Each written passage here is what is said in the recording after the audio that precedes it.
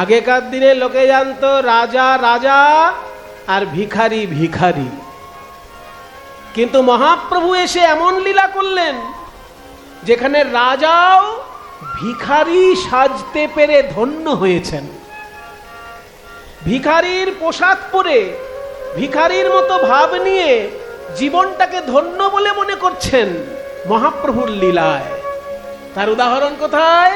পুরী ধামে রাজা প্রতাপ রুদ্র যখন মহাপ্রভুকে দেখার জন্য পাগল হয়ে উঠলেন, মহাপ্রভুর একটু চরণ পাবার জন্য পাগল হয়ে উঠলেন, তখন সার্বভৌম ভট্টাচার্য বুদ্ধি দিলেন যে আপনি রাজবেশে যদি মহাপ্রভুর দেখা করতে চান, প্রভু কোনো দিন আপনার মুখ দর্শন করবেন না।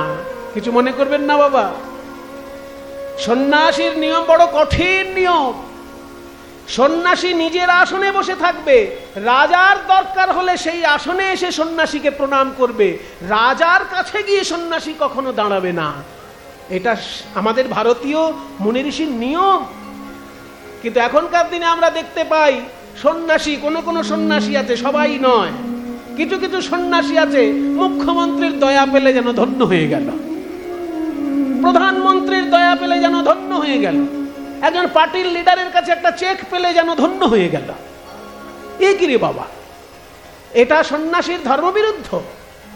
কারণ সন্ন্যাসী সমস্ত কিছু ত্যাগ করে পথে নেমেছে কারোর পা চাটার জন্য নয়, যদি কেউ ভুল থাকে চোখে আঙুল দিয়ে তাকে ভুলটা ধরিয়ে দেবার জন্য। মহাপ্রভু তাই, মহাপ্রভু যখন দেখা পেতে চাইলেন রাজা প্রতাপ রুদ্র, মহাপ্রভু বললেন আমি রাজাকে দেখব না। কারণ রাজা দুটো জিনিস নিয়ে থাকে, এক কামিনী আর কাঞ্চন। কামিনী আর কাঞ্চন দুটো জিনিসই বৈরাগ্যের বিরোধী। আর আমি হচ্ছি সন্ন্যাসী, বৈরাগ্যের পথযাত্রী। আমি ওই কামিনী কাঞ্চনের মধ্যে ডুবে থাকে যে রাজা, আমি তার মুখ দর্শন করলে আমার পাপ হয়ে যাবে। তখন সবাই মিলে চিন্তা করলো কি করে মহাপ্রভুর কৃপা রাজাকে পাওয়ানো যায়। নানান কায়দা ঘটেছে, সব কথা আজকে বলবো না।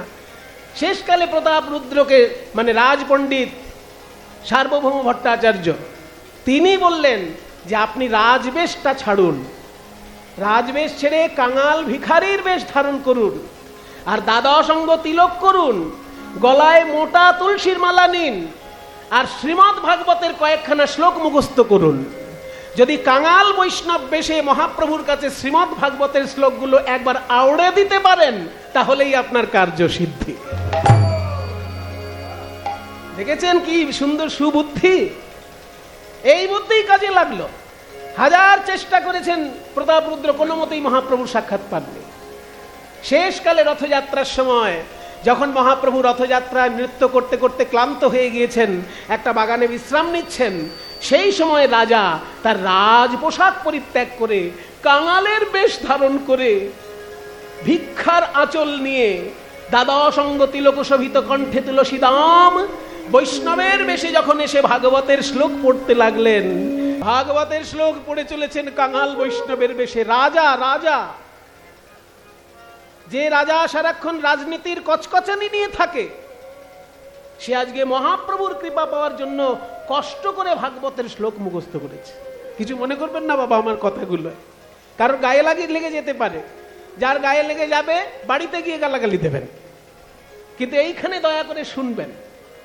যারা রাজনীতির কচকচানি নিয়ে থাকে সব সময়, তাদের শাস্ত্র কথা ভালো লাগে না। কিন্তু আজকে মহাপ্রভুর কৃপা পাবার জন্য রাজা রাজনীতির কচকচানি ছেড়ে ভাগবতের শ্লোক মুখস্থ করলেন।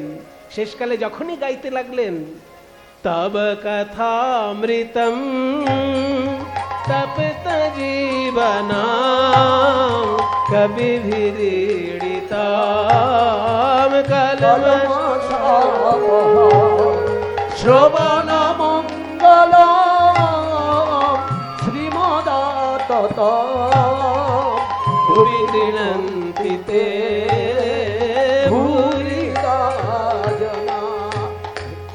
এই শ্লোকটি মহাপ্রভুর এত প্রিয় বাবা।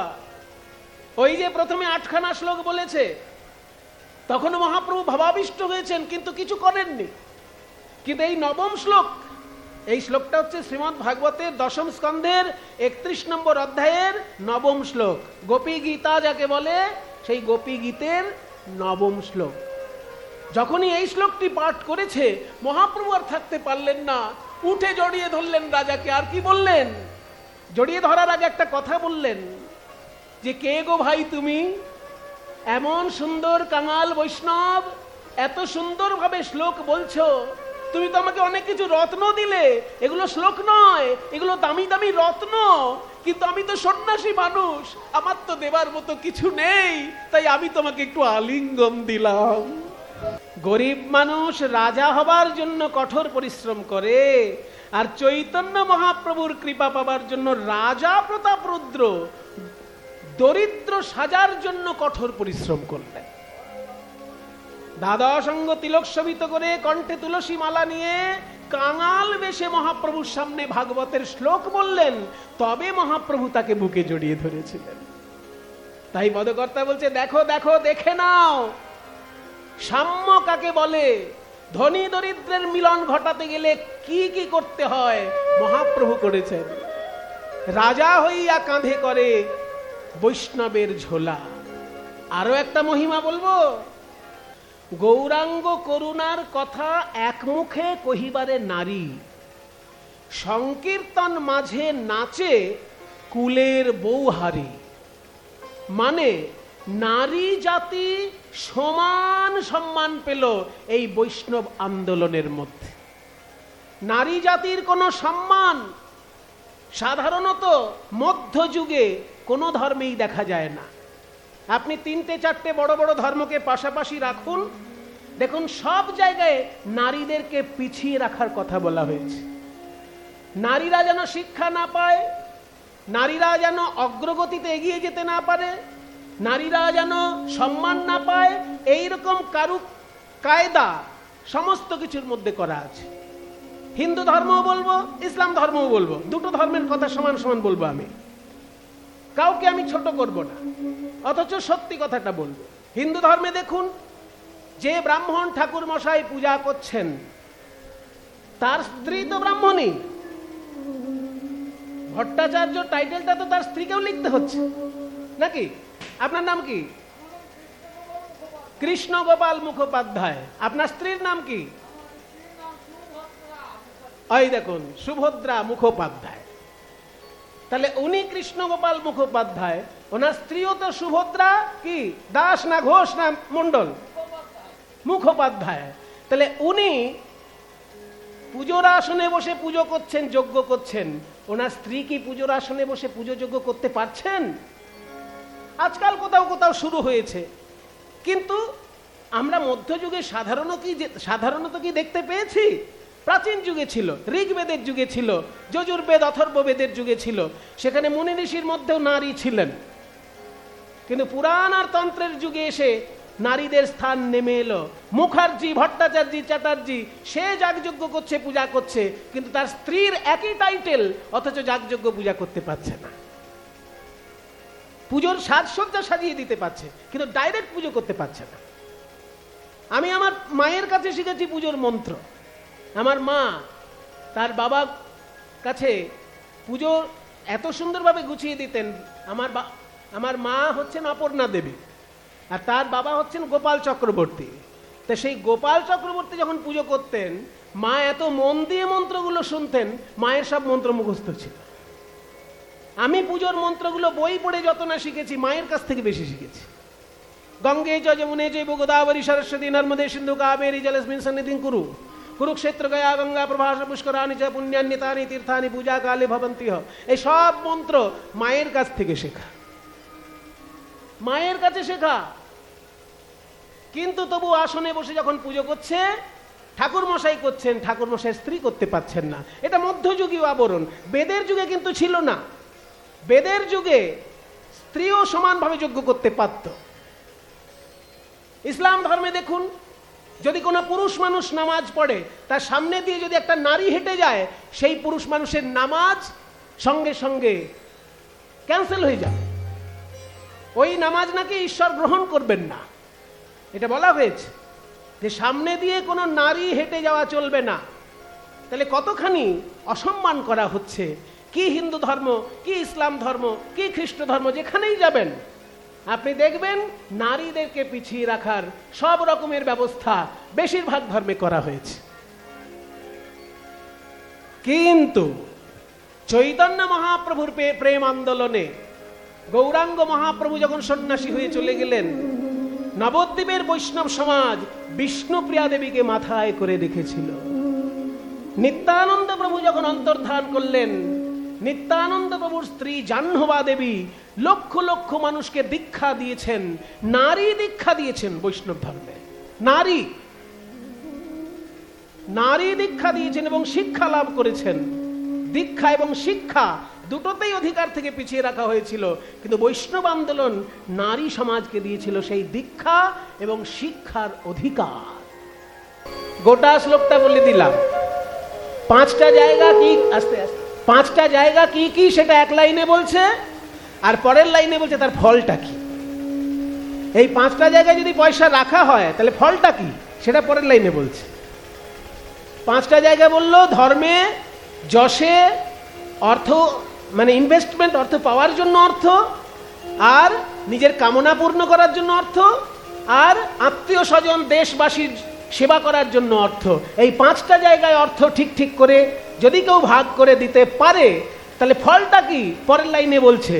পঞ্চভীর বিভাজন, পাঁচ জায়গায় বিভাগ করে যদি দিতে পারে, বিত্তম, বিত্তম মানে টাকা পয়সা, বিত্ত, বিত্ত, পঞ্চভীর বিভাজন বিত্তম, ইহ অমূত্র, ইহ মানে ইহলোকে, অমূত্র মানে স্বর্গলোকে।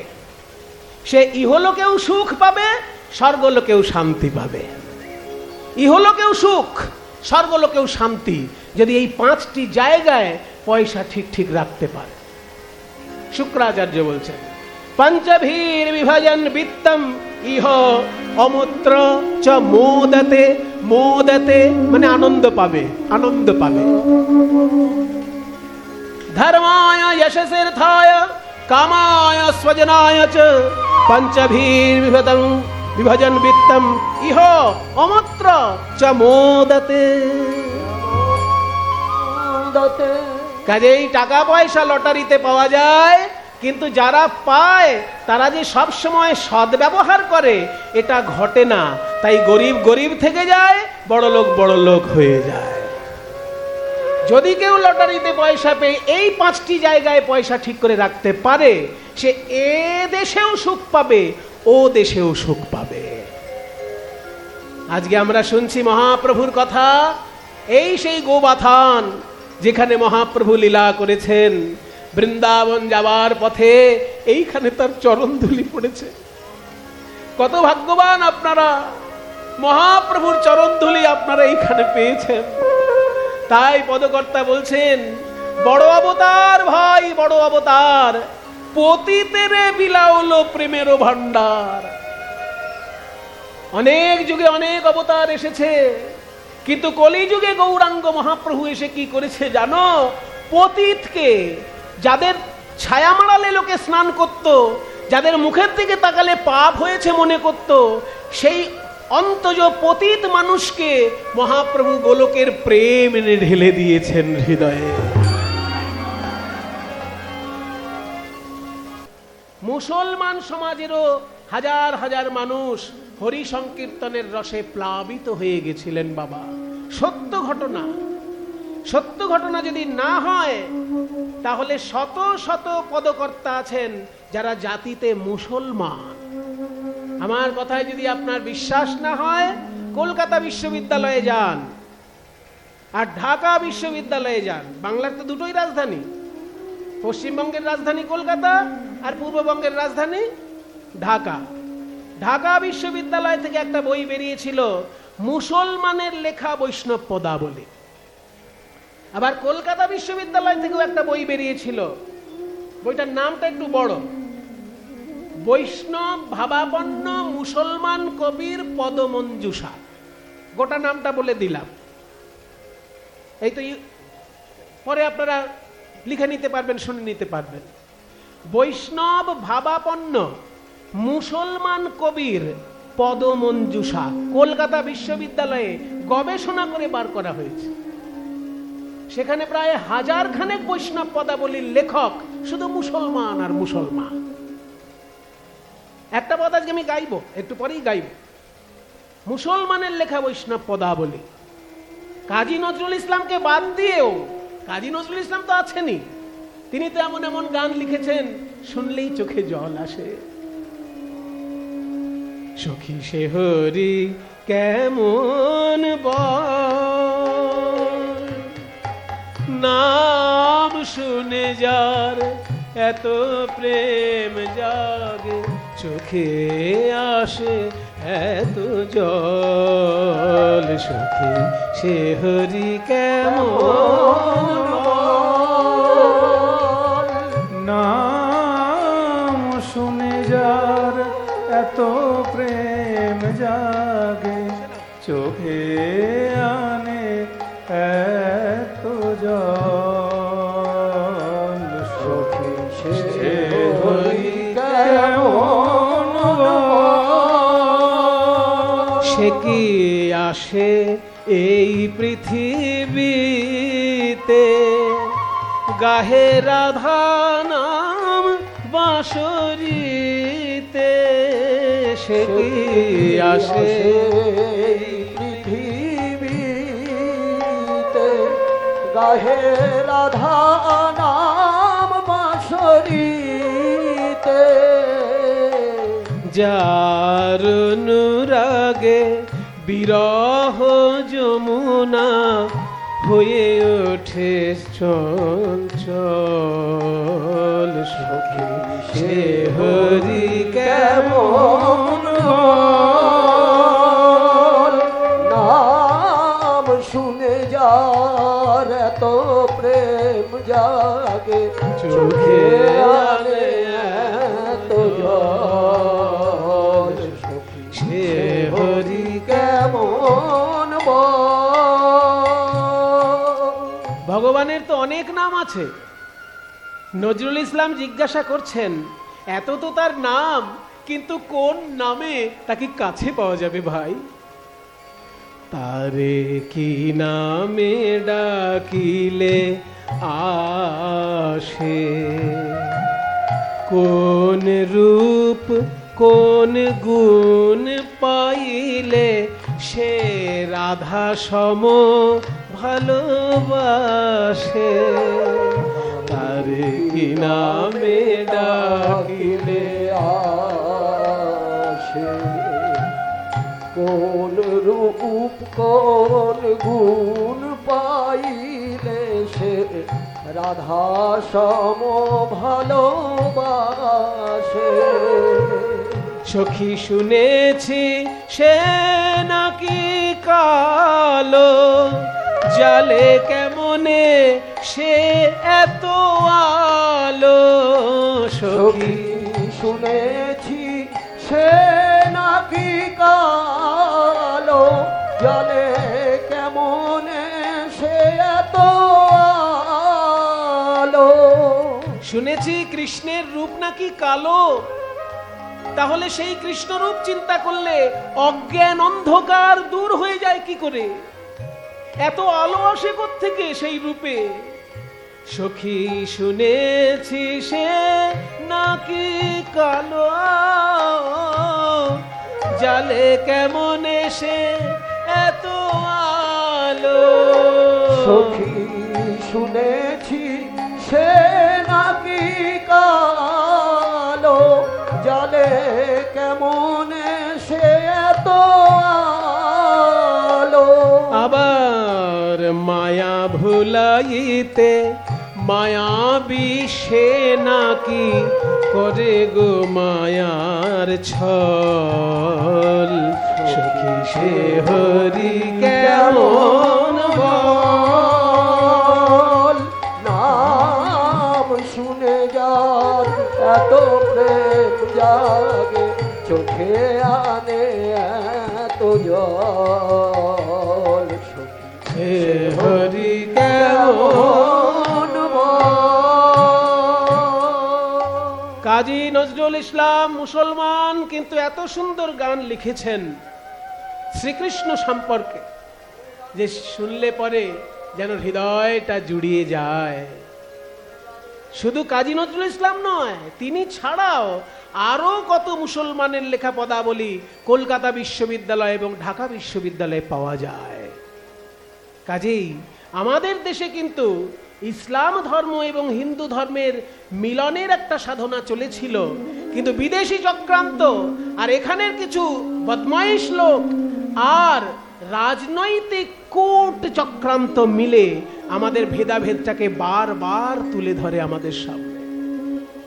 চৈতন্য মহাপ্রভুর প্রেমান্দোলন পেরেছিল হাজার হাজার মুসলমান, তারা কৃষ্ণ প্রেমে কৃষ্ণ নামে ভেসে গিয়েছিল। হরিদাস ঠাকুর মুসলমান ঘরে জন্ম নিয়েছেন, কিন্তু প্রতিদিন 3 লক্ষ নাম জপ করতেন। এগুলো তো ইতিহাস। তাই পদকর্তা বলছে যবনেও নাচে গায়ে বলে হরি নাম। পদকর্তা বলছেন বলরাম দাস পদকর্তা, তিনি বলছেন যে যবনেও নাচে গায়ে বলে হরি নাম, হেন অবতারে সে বঞ্চিত বলরাম। হেন অবতারে সে বঞ্চিত বলরাম, আমার ভাগ্যে কিছু হলো না। গৌরাঙ্গের প্রেমান্দোলনে রাজা তার অহংকার ত্যাগ করে কাঙাল সাজিল, আর নারী তার হারানো সম্মান ফিরে পেল, আর মানুষ আত্মসম্মান ফিরে পেল। নিচ বর্ণের মানুষ আত্মসম্মান ফিরে পেল বৈষ্ণব আন্দোলনে। মানুষে মানুষে ধর্মে ধর্মে মিল ঘটিয়ে দিল বৈষ্ণব আন্দোলন। আমি কিছু পেলাম না ভাই, এমনই হতভাগ্য আমি কিছু পেলাম না। তাহলে গৌরাঙ্গ মহাপ্রভু বিষয়ক যে পদটি আমরা গাইলাম, বলরাম দাসের লেখা পদ, এই পদে 4টে প্রধান জিনিস উঠে এলো। 1, ব্রহ্মার দুর্লভ প্রেম পৌঁছে দিলেন মহাপ্রভু পতিত মানুষের কাছেও। ব্রাহ্মণ বৈষ্ণব তো পাবেই, কিন্তু যাদের পাবার কথা নয় তারাও পেয়ে গেলেন সেই ব্রহ্মার দুর্লভ কৃষ্ণ প্রেম। দ্বিতীয় কি, নারী সমাজ পেল তার হারানো সম্মান। তৃতীয় কি না, রাজা তার অহংকার ভুলে গিয়ে সাধারণ মানুষের মধ্যে এসে মিশে দাঁড়ালো। 4 কি, যে অহিন্দু যারা তারাও বৈষ্ণব ভাবান্দোলনে আত্মসমর্পণ করলো, ভেসে গেল, তাদের হৃদয় বিগলিত হয়ে গেল বৈষ্ণব ভাবান্দোলনে। আজকে আমরা তাই কৃষ্ণলীলায় যেটা দেখব, যে শ্রীকৃষ্ণের অন্তরঙ্গ বন্ধু, যে কৃষ্ণের সঙ্গে পড়াশোনা করেছে, কৃষ্ণের সঙ্গে খেলা করেছে, কিন্তু সে এত দরিদ্র হয়ে গেছিল, শেষকালে শ্রীকৃষ্ণ নিজে তাকে রাজার সম্মান দিলেন। শ্রীকৃষ্ণ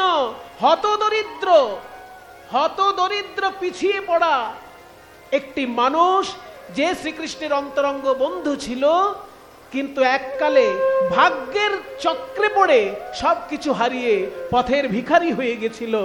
শ্রীকৃষ্ণ তাকে বুকে টেনে নিয়ে রাজ সম্মান দিল তাকে। চলুন সেই শ্রীকৃষ্ণ আর সুদামার অপূর্ব কাহিনী আমরা বৃন্দাবনে গিয়ে শুনি। বন্দে বৃন্দে কোটালডি এই গো বাথান কি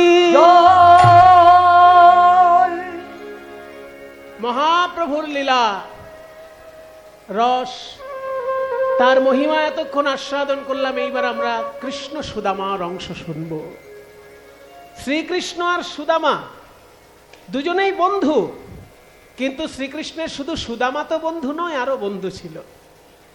তাদের মধ্যে সুদামার নামটা ভাগবতে বিশেষ করে, শ্রীমদ্ ভাগবতে বিশেষ করে বিস্তারিতভাবে তার জীবনীটা লেখা আছে। তাহলে যাই আমরা দেখি শ্রীকৃষ্ণের বন্ধু কজন, আগে তাদের নামগুলো শুনবো, তারপরে সুদামার প্রসঙ্গে বিশেষভাবে আসব। খেলত রাম, কিভাবে কৃষ্ণ খেলা করছেন। গোবাথানে যখন গরু দেখেছিলেন মহাপ্রভু, তার বৃন্দাবনের গোষ্ঠের ভাব মনে পড়েছিল।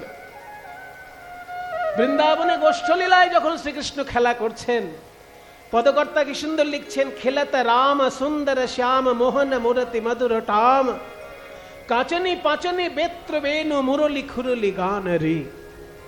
খেল লোফাতাল একটু কষে, বড় লোফা, কিবা খেল তোরা সুন্দর শ্যাম মোহন বা মুরতি মুহুরঠা খেলা তোরা সুন্দর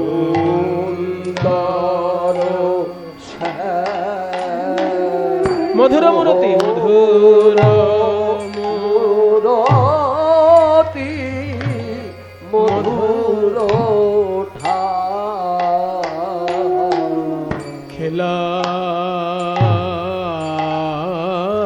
তোরা আজ কি আনন্দ খেলা তোরা আজ কি আনন্দ বৃন্দাবনে যমুনা তীরে কি আনন্দ যমুনার তীরে কি আনন্দ বলরাম কানাই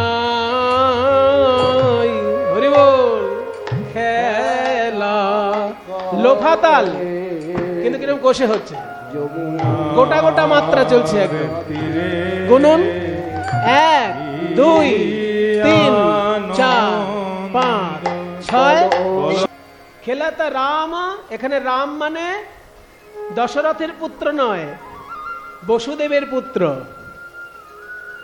রাম মানে এখানে বলরাম তাহলে খেলাতা রাম মানে বলরাম খেলা করছে সঙ্গে কি আছে সুন্দর শ্যাম গোবিন্দও আছেন মধুর মূরতি মোহন ঠাম যেন দেখেই একদম মন মোহিত হয়ে যাচ্ছে এত সুন্দরভাবে খেলা করছেন কাঁচনি পাঁচনি বেত্র বেনু কাঁচনি মানে গরু তাড়ানো যে লাঠি সেটাকে কাঁচনি বলে পাঁচনি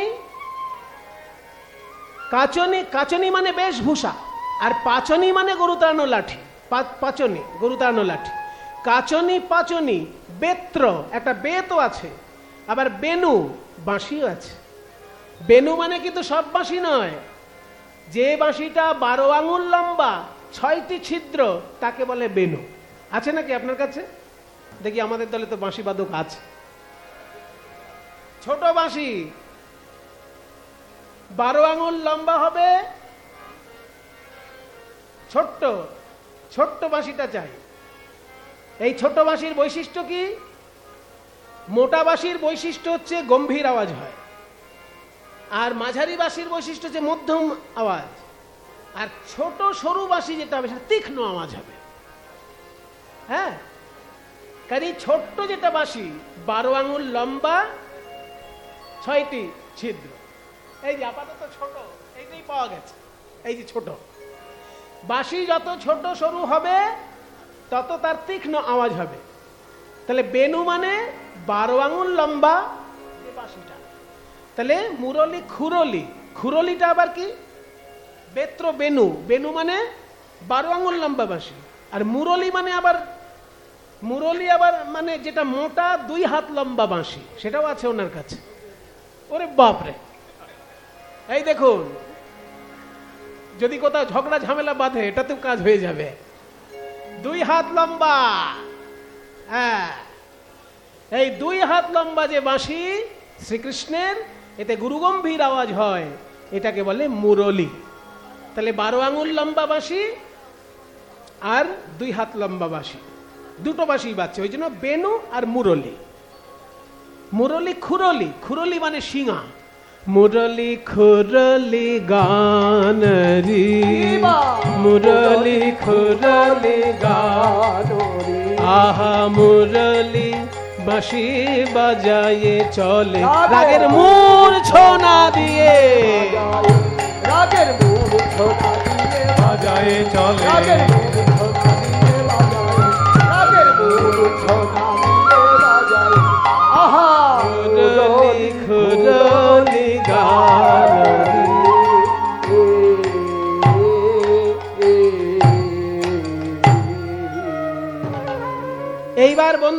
নাম বলা হচ্ছে এই গানটায়।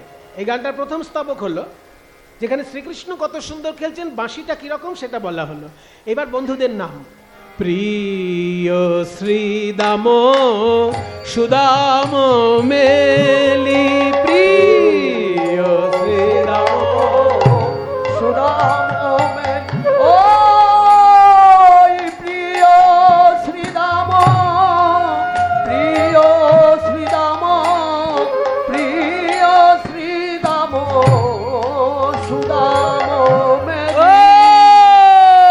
প্রিয় শ্রীদাম, প্রিয় শ্রীদাম, প্রিয় শ্রীদাম সুদাম মেনি, তপন তনয়া তীরে কেলি, প্রিয় শ্রীরাম সুদাম মেনি, তপন তনয়া তীরে গেলি। প্রিয় শ্রীদাম সুদাম মেলি, তপন তনয়া তীরে কেলি। তপন তনয়া তীর মানে দেখুন, এটা হচ্ছে অনুপ্রাস অলংকার। ত ত ত, তিনটে শব্দের শুরুতে ত আছে। তপন মানে সূর্য, তনয়া মানে কন্যা, সূর্যের কন্যার নাম যমুনা। তাই যমুনার তীরে না বলে তপন তনয়া তীরে বলা হলো। যমুনা তীরে বলে দিলে কোনো অলংকার হলো না, কিন্তু তপন তনয়া তীরে বললে তিনবার ত ত ত অক্ষরটা আসছে, এটা অনুপ্রাস অলংকার বলে। এসব উচ্চমানের সাহিত্যের ব্যাপার। তপন তনয়া তীরে কেলি মানে যমুনার তীরে খেলা করছে। তাহলে বন্ধুদের নাম কি বলা হলো? প্রিয় শ্রীদাম সুদাম মেলি।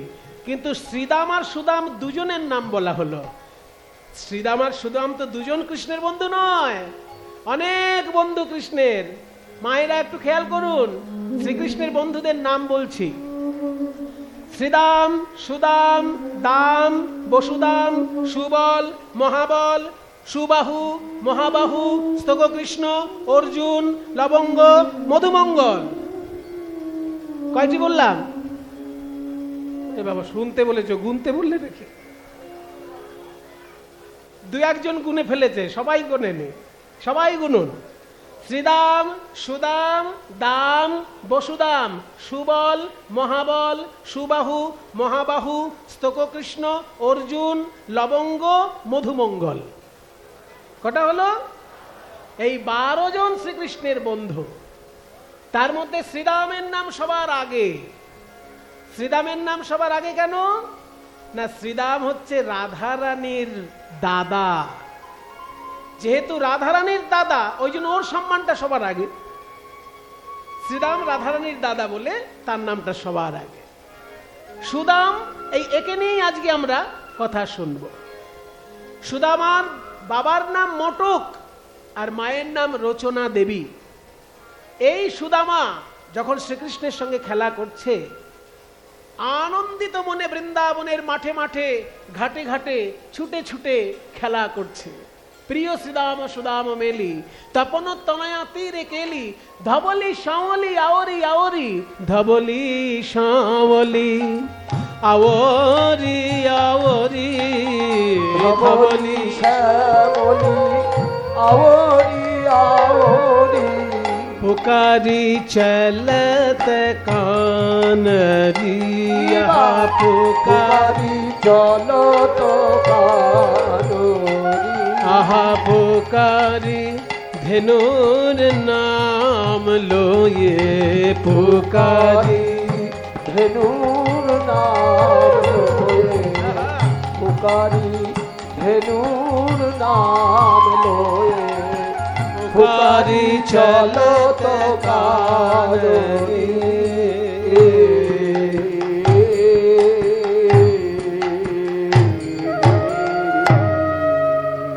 দেখতে কত সুন্দর লাগছে কৃষ্ণকে। বয়সে কিশোর মোহন ভাতে, বয়সে কিশোর নবীন ভাতে, বয়সে কিশোর নবীন ভাতে, বয়সে কিশোর নবীন ভাতে, বয়সে কিশোর নবীন ভাতি, বয়সে কিশোর কিশোর নবীন ভাতি जैसे इंदु जलद कांति बयसे किशोर नवीन ভাতি জৈসে ইন্দু জলদ কাতি। কি সুন্দর কথা, বয়সে কিশোর, কিশোর তার বয়স, নবীন ভাতি, যখনই দেখবেন তখনই নতুন বলে মনে হবে। শ্রীকৃষ্ণকে যখনই দেখবেন তখনই নতুন, নবীন ভাতি। জৈসে, জৈসে মানে ঠিক যেন, ইন্দু জলদ কাঁতি, চাঁদ আর মেঘ এক জায়গায় উদয় হয়েছে, চাঁদ আর মেঘের কান্তি মিশে আছে। বদনটা যেন চাঁদ আর শ্রী অঙ্গটা যেন কালো মেঘ, যেন মেঘের কোলে চাঁদ উঠেছে, মেঘের কোলে চাঁদ উঠেছে। আহা বদন দেখলে এই মনে হয় মেঘের কোলে চাঁদ উঠেছে। ওই বদন দেখলেই মনে হয় মেঘের কোলে চাঁদ উঠেছে। চারু চন্দ্রিকা গুঞ্জাহার, চারু চন্দ্রিকা গুঞ্জাহার, চারু চন্দ্রিকা গুঞ্জাহার, চারু চন্দ্রিকা গুঞ্জাহার। বদনে মদন ভানরি, আহা বদনে মদন ভানুরি, আহা বদনে মদন ভানরি, বদনে মদন ভানুরি, বদনে মদন বেটে মাখানো, বদনে বদনে মদন পেটে মাখানো, বদনে মদন পেটে মাখানো, বদনে মদন ভানরি।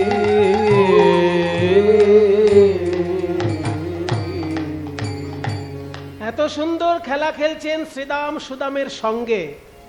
এই যে সুদামার সঙ্গে কৃষ্ণ খেলছেন, এই কৃষ্ণকে জানো, দেখতে রাখাল, কিন্তু যেমন তেমন রাখাল নয়, বিশ্ব ব্রহ্মাণ্ডের অধীশ্বর তিনি। তাই বদকর্তা কি বলছেন? আগম নিগম বেদসার, আগম নিগম বেদসার। আজ লীলায় করত গোঠ বিহার। আগম আগম নিগম বেদসার। ও আগম নিগম, আগম নিগম, আগম নিগম বেদসার। আস্তে, যিনি খেলা করছেন ছোট্ট একটা কালো সেজে ছেলে, কালো একটা ছেলে সেজে যিনি খেলা করছেন, মিষ্টি মিষ্টি দেখতে, কিন্তু উনি কে জানো? আগম নিগম বেদসার। সনাতন শাস্ত্রের তিনটি প্রধান ভাগ। মায়েরা, বাবারা, হিন্দু ধর্মকে বোঝা অত সহজ জিনিস নয়। এত শাস্ত্র রয়েছে আমাদের, আমাদের খুব গর্ব, কারণ আমাদের ধর্মটা তো 2-4 দিনের ধর্ম নয়। ইসলাম ধর্ম 1500 বছর আগে জন্ম নিয়েছে, তার আগে ইসলাম বলে কিছু ছিল না। খ্রিস্টান ধর্ম 2000 বছর আগে জন্ম নিয়েছে, তার বলে খ্রিস্টান ধর্ম বলে তার আগে কিছু ছিল না। তার আগে ছিল ইহুদি ধর্ম, আর বৌদ্ধ ধর্ম ছিল খ্রিস্টান ধর্মের থেকেও পুরনো। বৌদ্ধ ধর্ম 2500 বছর আগে, আর তার থেকেও হাজার হাজার বছর প্রাচীন এই সনাতন ধর্ম। মিনিমাম 5000 বছর পুরনো শাস্ত্র পাওয়া যায়।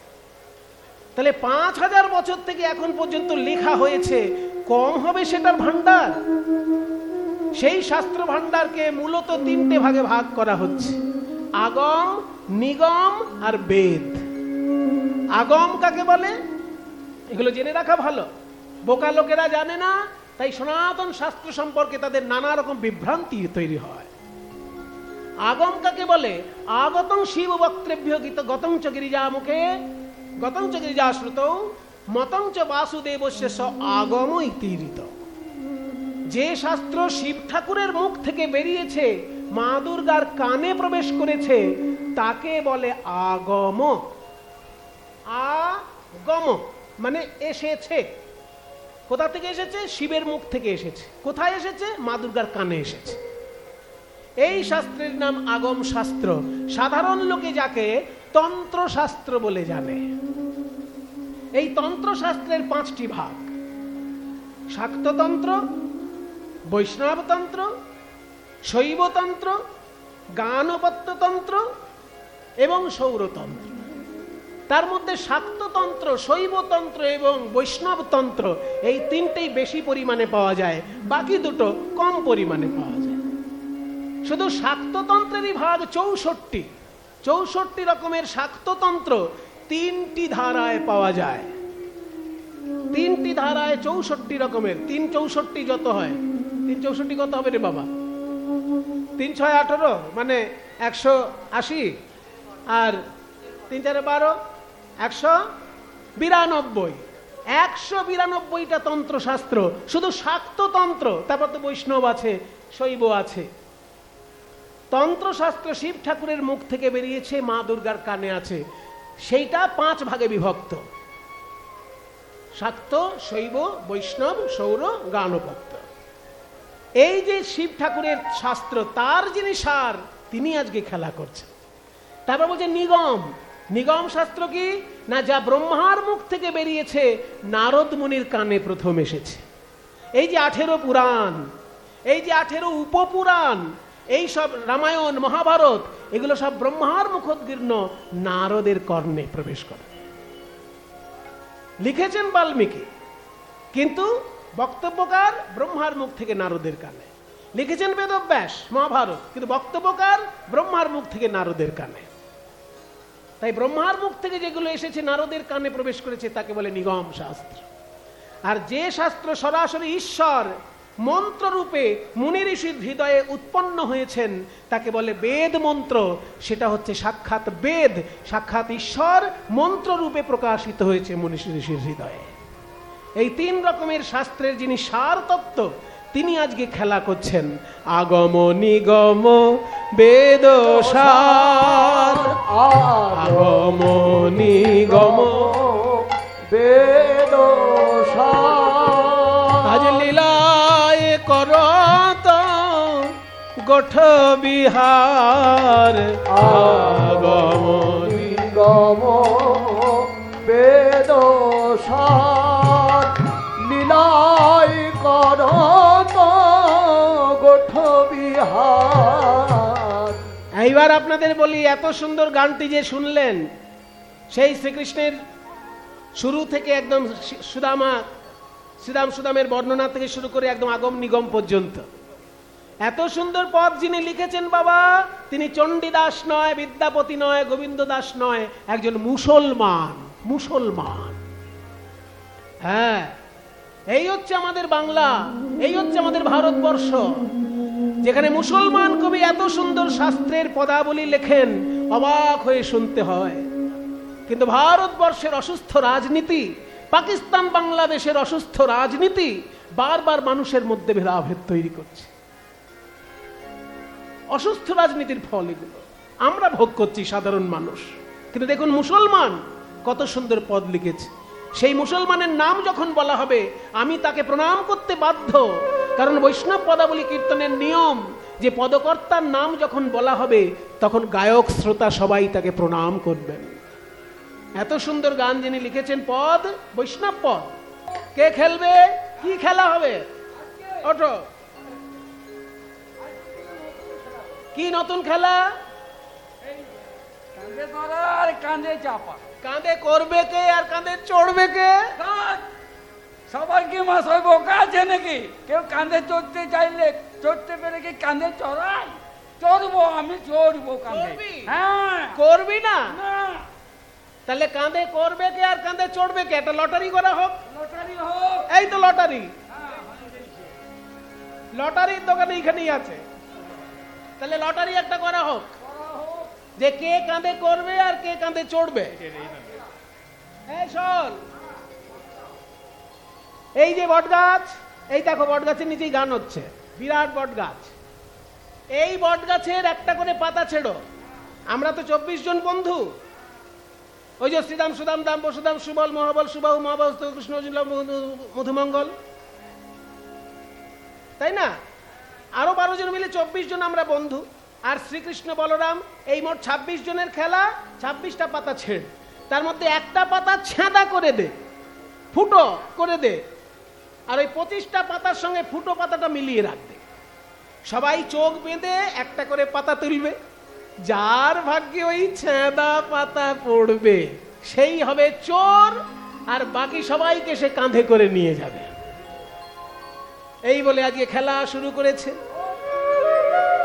আনন্দিত মনে তারা খেলিতে লাগিল, আনন্দিত মনে তারা খেলিতে লাগিল, আনন্দিত মনে তারা খেলিতে লাগিল, আনন্দিত মনে তারা খেলিতে লাগিল। সখাসনে কৃষ্ণের রাজে আনন্দ বাড়িল, সখাসনে কৃষ্ণের রাজ আনন্দ বাড়িল। আনন্দ ধরে না, আনন্দ ধরে না, আনন্দ ধরে না, আনন্দ ধরে না, প্রেমানন্দে বিভোর হলো আনন্দ ধরে না, ওই প্রেমানন্দে বিভোর হলো আনন্দ ধরে না, প্রেমানন্দে বিভোর হলো আজিকার বিনোদ খেলায়, বিভোর হলো আজিকার বিনোদ খেলায়, প্রেমানন্দে বিভোর হলো, আজিকার বিনোদ খেলায়, প্রেমানন্দে বিভোর হলো, আজিকার বিনোদ খেলায়, প্রেমানন্দে বিভোর হলো আজিকার আনন্দ ধরে না, আনন্দ ধরে না। হ্যাঁ, তুই এমনি করছিস কেন? তোর পাতাটা দেখি। আমার পাতাটা ছেঁদা, তাহলে আমাকেই কাঁধে করতে হবে। তা তো হবেই। শ্রীদামের লইয়া কৃষ্ণ ছুটিতে লাগিল, সুদামারে লইয়া কৃষ্ণ ছুটিতে লাগিল, সুদামারে লইয়া কৃষ্ণ ছুটিতে লাগিল, শ্রীদামের লইয়া কৃষ্ণ ছুটিতে লাগিল। জয়নিতাই, একটা ছোট্ট অনুরোধ আছে কীর্তন কমিটির পক্ষ থেকে আপনাদের কাছে, যারা যারা দূর দূর থেকে এসেছেন মোটর সাইকেল রাখছেন, মোটর সাইকেল স্ট্যান্ডে তারা মোটর সাইকেল রাখুন, এদিক ওদিক রাখবেন না। প্রথম কথা, সুরক্ষিত থাকবে এই মোটর সাইকেল। আর দ্বিতীয় কথা হলো, এই মোটর সাইকেল স্ট্যান্ডের থেকে যতটুকু পয়সা পাওয়া যাবে সেই পয়সায় নরনারায়ণের সেবা এখানে উৎসর্গ করা হবে। যারা যারা মোটর সাইকেল রাখছেন স্ট্যান্ডে, সেই স্ট্যান্ডের পয়সায় নরনারায়ণ সেবা করা হবে। সেই জন্য যারা যারা সাইকেল এদিক ওদিক রাখছেন স্ট্যান্ডে সাইকেলটি রাখুন। নিতাই গৌর প্রেমানন্দে হরি বল, হরি বল। আনন্দে দিনগুলো কাটছিল এইভাবে, কিন্তু এমন সময় নেমে এলো সারা জীবনের মতো বৃন্দাবনের বুকে বজ্রাঘাত।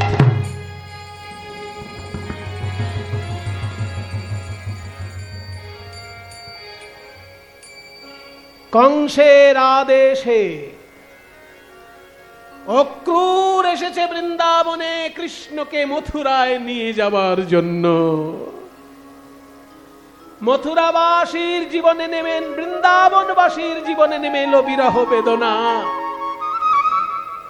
কৃষ্ণ যাবে মথুরায়। শ্রীদাম, কানাই, তুই মথুরায় যাবি? যাব, আমরাও তোর সঙ্গে যাব। ওরে, আমি একটা বিশেষ কাজে যাচ্ছি। ঠিক আছে, আমরাও কাজ করব, আমরা কি বেকার নাকি? তুই যখন গিরি গোবর্ধন ধারণ করেছিস, আমরাও তো লাঠি সোটা নিয়ে ওই গিরি গোবর্ধন পর্বতটাকে ঠেকা দিয়ে দাঁড়িয়েছিলাম। অক্রূর মহারাজ, বলো কৃষ্ণ, আমার বন্ধুরা আমার সঙ্গে যেতে চায়, ওরা যেতে পারবে মথুরায়? কংস রাজা বলেছেন, তুমি যেতে পারবে, তোমার সঙ্গে নন্দরাজা যেতে পারবেন, বলরাম যেতে পারবে, এবং তোমার বন্ধু বান্ধব যারা আছে তারাও যেতে পারবে, কিন্তু বৃন্দাবনের কোন রমণী যেন মথুরায় না যায়। নারীদের মথুরায় যাওয়া নিষেধ করে দিয়েছে কংস রাজা।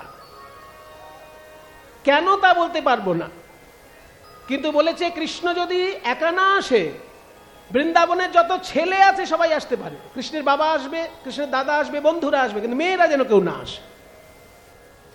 আসলে কংসের কিছু কিছু ভালো দিক ছিল।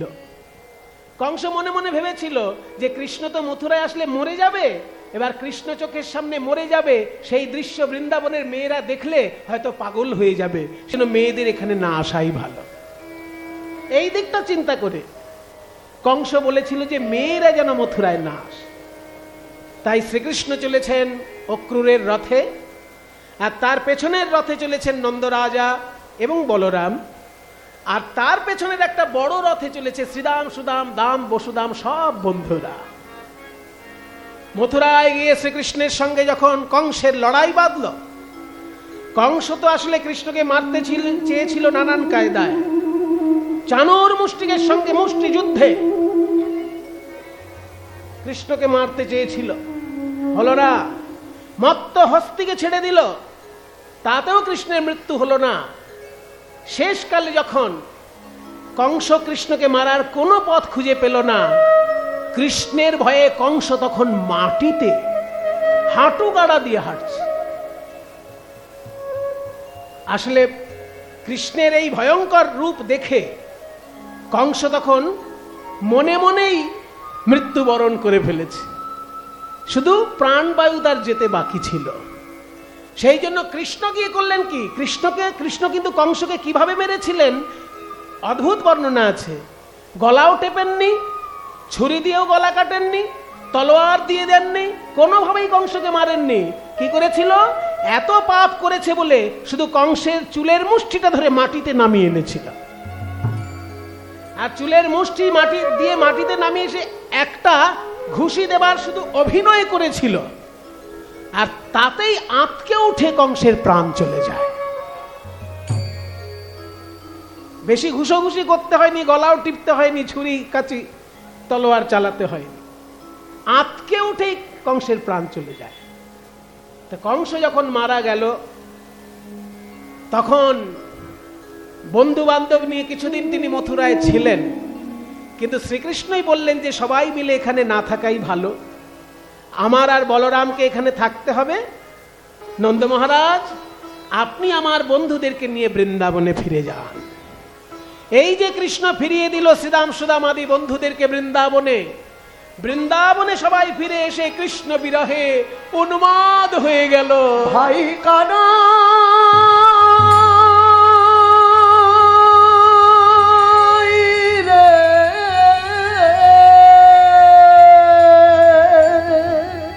সুদামার মা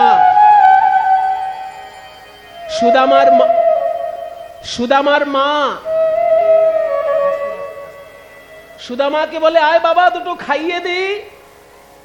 সুদামা বললেন, না, কৃষ্ণ না আসলে আমি খাবো না, কানহাই না আসলে আমি খাবো না, কানহাই না আসলে আমি খাবো না। সুদামার বাবা মোটক দেখলো, আমার ছেলে তো পাগল হয়ে যাচ্ছে, এই পাগল ছেলে ভবিষ্যতে কি হবে, ওই জন্য বৃন্দাবনে আর থাকা চলবে না। সুদামার বাবা ঠিক করলো যে বসুদেব নাকি কৃষ্ণ আর বলরামকে পড়াশোনা করানোর জন্য সান্দীপনী মুনির আশ্রমে পাঠিয়েছে, তাই আমার ছেলেকেও পড়াশোনা করানোর জন্য সান্দীপনী মুনির বিশ্ববিদ্যালয়ে পাঠিয়ে। ভেবে দেখুন মায়েরা, কিছু কিছু বোকা লোক আছে এখনো পৃথিবীতে, যারা ভাবে শ্রীকৃষ্ণ শুধু মেয়েদের সঙ্গে রসিকতাই করে বেরিয়েছে, কিন্তু শ্রীকৃষ্ণ যে কতখানি পড়াশোনা করেছেন এটা খবরই রাখে না সাধারণ মানুষ। শ্রীকৃষ্ণ পড়াশোনা কতটা করেছেন যদি জানতে চান, ভাগবতের পাতা উল্টে দেখুন। সান্দীপনী মুনির আশ্রমে, মানে বিশ্ববিদ্যালয়ে, এখন যেটাকে বিশ্ববিদ্যালয় বলা হয়, তখনকার দিনে বিদ্যা আশ্রম বলা হতো, বিদ্যার আশ্রম। সান্দীপনী মুনির যে বিশ্ববিদ্যালয় কোথায় ছিল সেটা? হ্যাঁ, বাহ, খুব ভালো, জানে কেউ না কেউ ঠিক খবর রাখে। মধ্যপ্রদেশের উজ্জয়িনী বলে একটা শহর আছে, সেই উজ্জয়িনী নগরে সান্দীপনী মুনির বিশ্ববিদ্যালয় ছিল। আমি দর্শন করে এসেছি সেই উজ্জয়িনী নগর, আপনারাও যাবেন বেড়াতে, সেখানে অনেক কিছু দেখতে পাবেন। প্রথমত উজ্জয়িনীতে সান্দীপনী মুনির বিশ্ববিদ্যালয়ের প্রণাম তো করবেনই, তাছাড়াও ওইখানে রয়েছে মহাকালেশ্বর মন্দির, দ্বাদশ জ্যোতির্লিঙ্গের এক জ্যোতির্লিঙ্গ, এবং ওখানে একটা বৈশিষ্ট্য যেটা অন্য জায়গায় খুব একটা পাওয়া যায় না, সেটা হচ্ছে চিতাভস্য নিয়ে শিব ঠাকুরের ভোর 4টের সময় একটা আরতি হয়, হ্যাঁ, শেষ রাতের মানে ভোরের আগের যে শেষ মঙ্গল আরতি যেটা, ওটা চিতাভস্য নিয়ে হয় শিব ঠাকুরের। এবং উজ্জয়িনী নগরে আর একটা জিনিস দেখার আছে, যে কালিদাসের সেবিত কালী ঠাকুর, সেই কালিদাসের সেবিত কালী মন্দির এখনো উজ্জয়িনী নগরে আছে। এগুলো সব দর্শনীয় জিনিস, যাবেন দর্শন করবেন।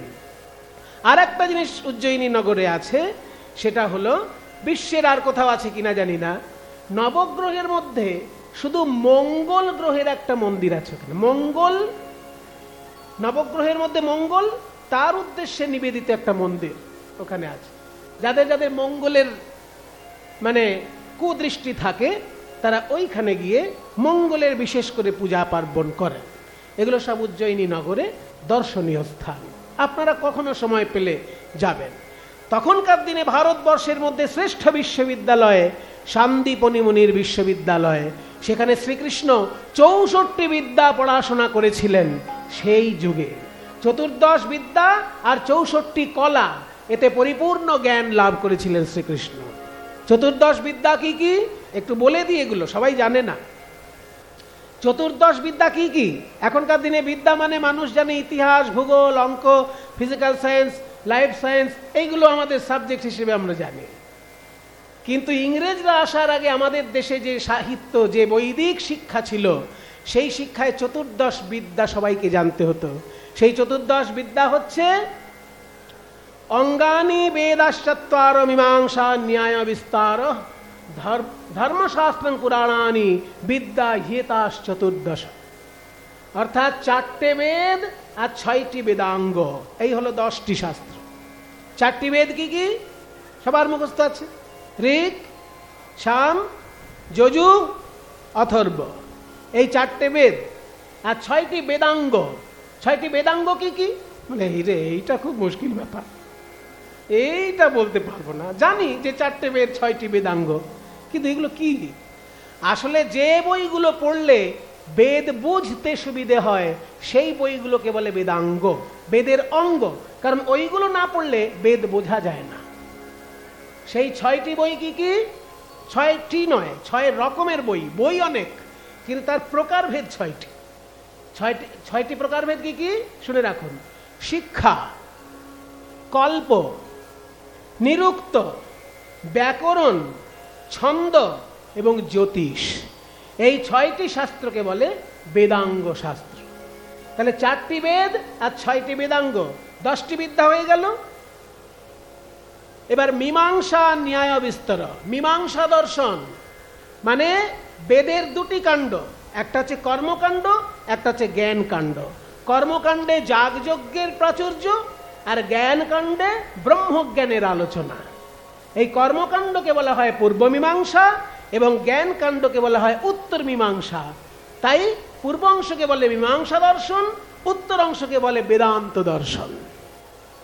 এই গোটাটা মিলে একটাই, তার নাম মীমাংসা।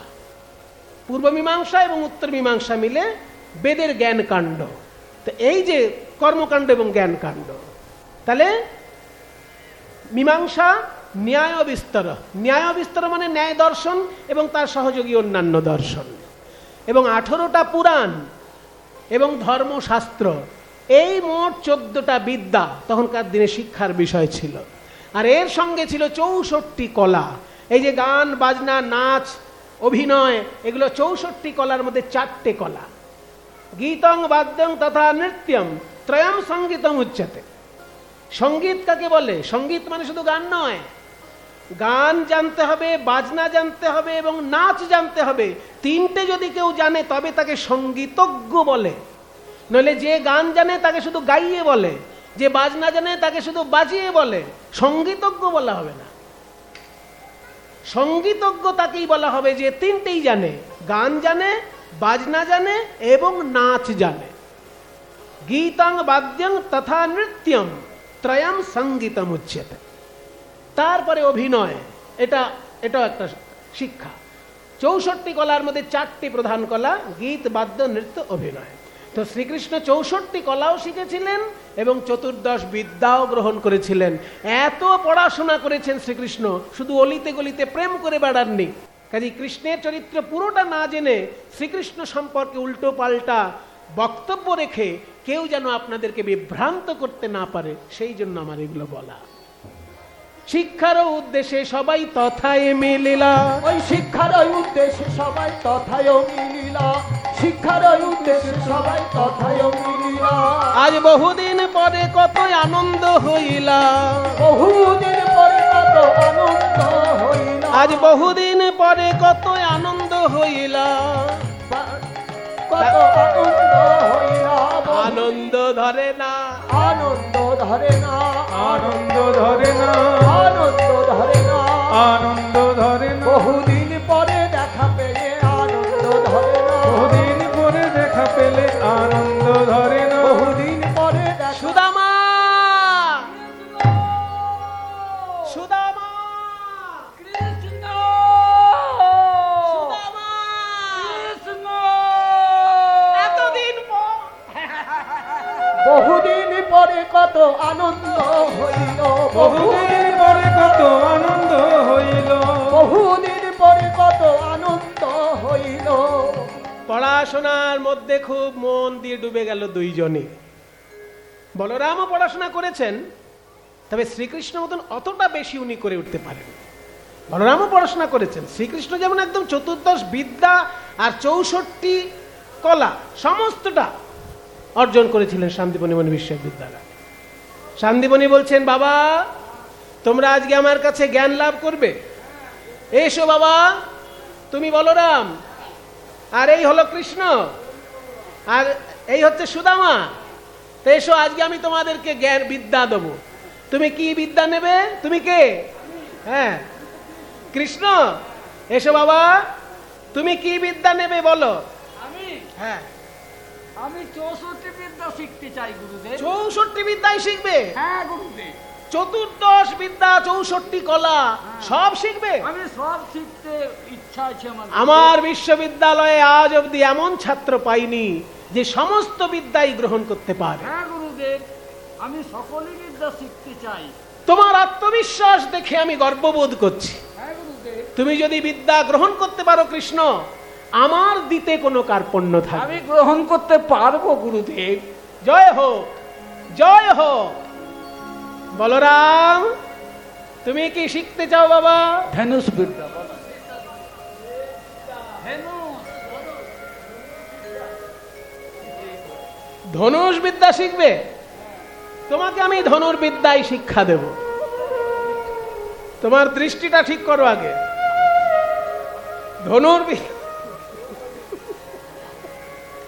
ধনুর্বিদ্যা শিখতে গেলে দৃষ্টি ঠিক করতে হয়। দৃষ্টি যদি নড়ে চড়ে যায় তাহলে ঠিক ঠিক বাণ নিক্ষেপ করা যাবে না। ওই জন্য দৃষ্টির উপর বেশি গভীর ভাবে চিন্তা করতে গেলে তোমাকে ভালো করে ধ্যান করা শিখতে হবে। ভালো করে ধ্যান করো, তোমার দৃষ্টি স্থির হবে। ঠিক আছে? এইবার সুদামা, তুমি কি শিখবে বাবা? বেদ শিক্ষা, বেদ বিদ্যা শিখবে? বেদ বিদ্যা, বেদ বিদ্যা যদি তুমি শিখতে চাও বাবা, আমার দিতে কোনো কার্পণ্য নেই, কিন্তু বেদ শিক্ষা গ্রহণ করতে গেলে কয়টি গুণ আগে অর্জন করতে হয়, সেগুলো যেন আমি তোমার মধ্যে দেখতে পাই। যখনই পূর্ণরূপে দেখব তখন বেদ শিক্ষা দেব। বেদ শিক্ষা করতে গেলে 9টি গুণ লাগবে। শুনে নাও, 9টি গুণ চাই, তবে বেদ বিদ্যা লাভ হবে। শ্রীমদ্ ভগবদ গীতা পড়বেন, দেখবেন 18 নম্বর অধ্যায়, সেইখানে 9টি গুণের কথা বলা হয়েছে। এই যে ব্রাহ্মণগণ কাঁধে পৈতে গ্রহণ করি, এই পৈতের মধ্যে 9টা সুতো থাকে, কারণ ওই 9টি গুণ আমার ভিতর আছে কিনা সেটা বারবার পরীক্ষা করে দেখতে হয়। ওই 9টি সুতো হচ্ছে 9টি গুণের প্রতিনিধি। সেই 9টি গুণ কি কি শুনে নাও। সম, দম, তপ, শৌচ, ক্ষান্তিরার্জবমেব চ, জ্ঞানং বিজ্ঞানম আস্তিক্যম ব্রহ্মধর্ম স্বভাবজম। সম মানে অন্তরিন্দ্রিয় সংযম, ভিতরের ইন্দ্রিয়গুলোকে নিয়ন্ত্রণে রাখা হচ্ছে সম। ভিতরে ইন্দ্রিয় আছে বাবা, বাইরে যেগুলো দেখা যায় সেগুলো বহির ইন্দ্রিয়। বাইরের ইন্দ্রিয় কয়টি? 10টি। চক্ষু, কর্ণ, নাসিকা, জিহ্বা, ত্বক, মুখ, পানি, পাদ, পায়ু, উপস্থ। এই 10টি ইন্দ্রিয় বাইরে থেকে দেখা যায়, ওই জন্য এগুলোর নাম বহির ইন্দ্রিয়। আর ভিতরে, শরীরের ভিতরে 4টি ইন্দ্রিয় আছে, সেগুলো চোখে দেখা যায় না কিন্তু বোঝা যায়। সেগুলো কি কি? মন, বুদ্ধি, চিত্ত, অহংকার। এগুলো ভিতরের ইন্দ্রিয়। মন, বুদ্ধি, চিত্ত, অহংকার, এইগুলোকে নিয়ন্ত্রণে রাখার নাম সম। আর বাইরের ইন্দ্রিয়কে নিয়ন্ত্রণে রাখার নাম দম। তাহলে সম, দম। তারপর তপ, তপ মানে তপস্যা। শৌচ মানে পবিত্রতা। ক্ষান্তি মানে ক্ষমা। আর্জবম মানে সরলতা। জ্ঞানম মানে শাস্ত্রজ্ঞান। বিজ্ঞানম মানে শাস্ত্রের ঊর্ধ্বে যে জ্ঞান, যে জ্ঞান ধ্যান করে পেতে হয়, সেটা শাস্ত্র পাঠের ঊর্ধ্বে, তার নাম বিজ্ঞানম। এবং আস্তিক্যম মানে বিশ্বাস। দেব দ্বিজ গুরুতে বিশ্বাস, শাস্ত্রে বিশ্বাস, একে বলে আস্তিক্যম। এই 9 রকমের জ্ঞান যদি তোমার, এই 9 রকমের গুণ যদি তোমার ভিতর থাকে, আমি তোমায় বেদ বিদ্যা শিক্ষা দেবো। না, হাতটা সামনে করো, শিক্ষা করো বেদ। ওম বলো, ওম অগ্নিমিলে পুরোহিতম যজ্ঞস্য দেবম ঋত্বিজম হোতারম রত্নধাতমম ওম অগ্নয়ে স্বাহা ইদম অগ্নয়ে ওম অগ্নিনারায়িমশ্নবৎ। মায়েরা, আমি যখন অগ্নয়ে স্বাহা বলে হাতটা সামনে করব, তখন আপনারা উলুধ্বনি দেবেন। বলবো অগ্নয়ে স্বাহা, এইরকম হাতটা যখন সামনে করব, তখন উলুধ্বনি দেবেন। ওম অগ্নয়ে স্বাহা ইদম অগ্নয়ে ওম অগ্নিনারায়িমশ্নবৎ পোষমেব দিবে দিবে यशसं वीरवत्तमं ओम अग्नये स्वाहा इदमग्नये ओम अग्नेयं यज्ञमध्वरं विश्वतो भरिभूरसि स एदेवेषु गच्छति ओम अग्नये स्वाहा इदमग्नये ओम अग्निर्होतागविक्रतुः सत्यश्चित्रश्रवस्तमः देवो देवेभिरागमा ओम अग्नये स्वाहा इदमग्नये ओम यदंगदाशु शेतुवम् अग्ने भद्रं करिष्यसि तवित्तत् सत्यमङ्गिरः ओम अग्नये स्वाहा ओम उपत्वाग्ने दिवे दिवे दोषावस्तरधिया वयं नमो वरन्त एमसि ओम अग्नये स्वाहा ओम राजन्तमध्वराणां गोपामृतस्य दिदिव वर्धमानं सुवेदमे ओम अग्नये स्वाहा इदमग्नये ओम सानः पितेव सुनवे अग्ने सुपायनो भव स च स्वानः सुवस्तये ओम अग्नये स्वाहा इदमग्नये। এবার হাত জোড় করো, বলো ওম স্বস্তি নো ইন্দ্র বৃদ্ধশ্রবা স্বস্তি নো পূষা বিশ্ববেদা স্বস্তি নস্তক্ষো অরিষ্টনেমি স্বস্তি ন বৃহস্পতির্দধাতু ওম শান্তি শান্তি শান্তি হরি ও।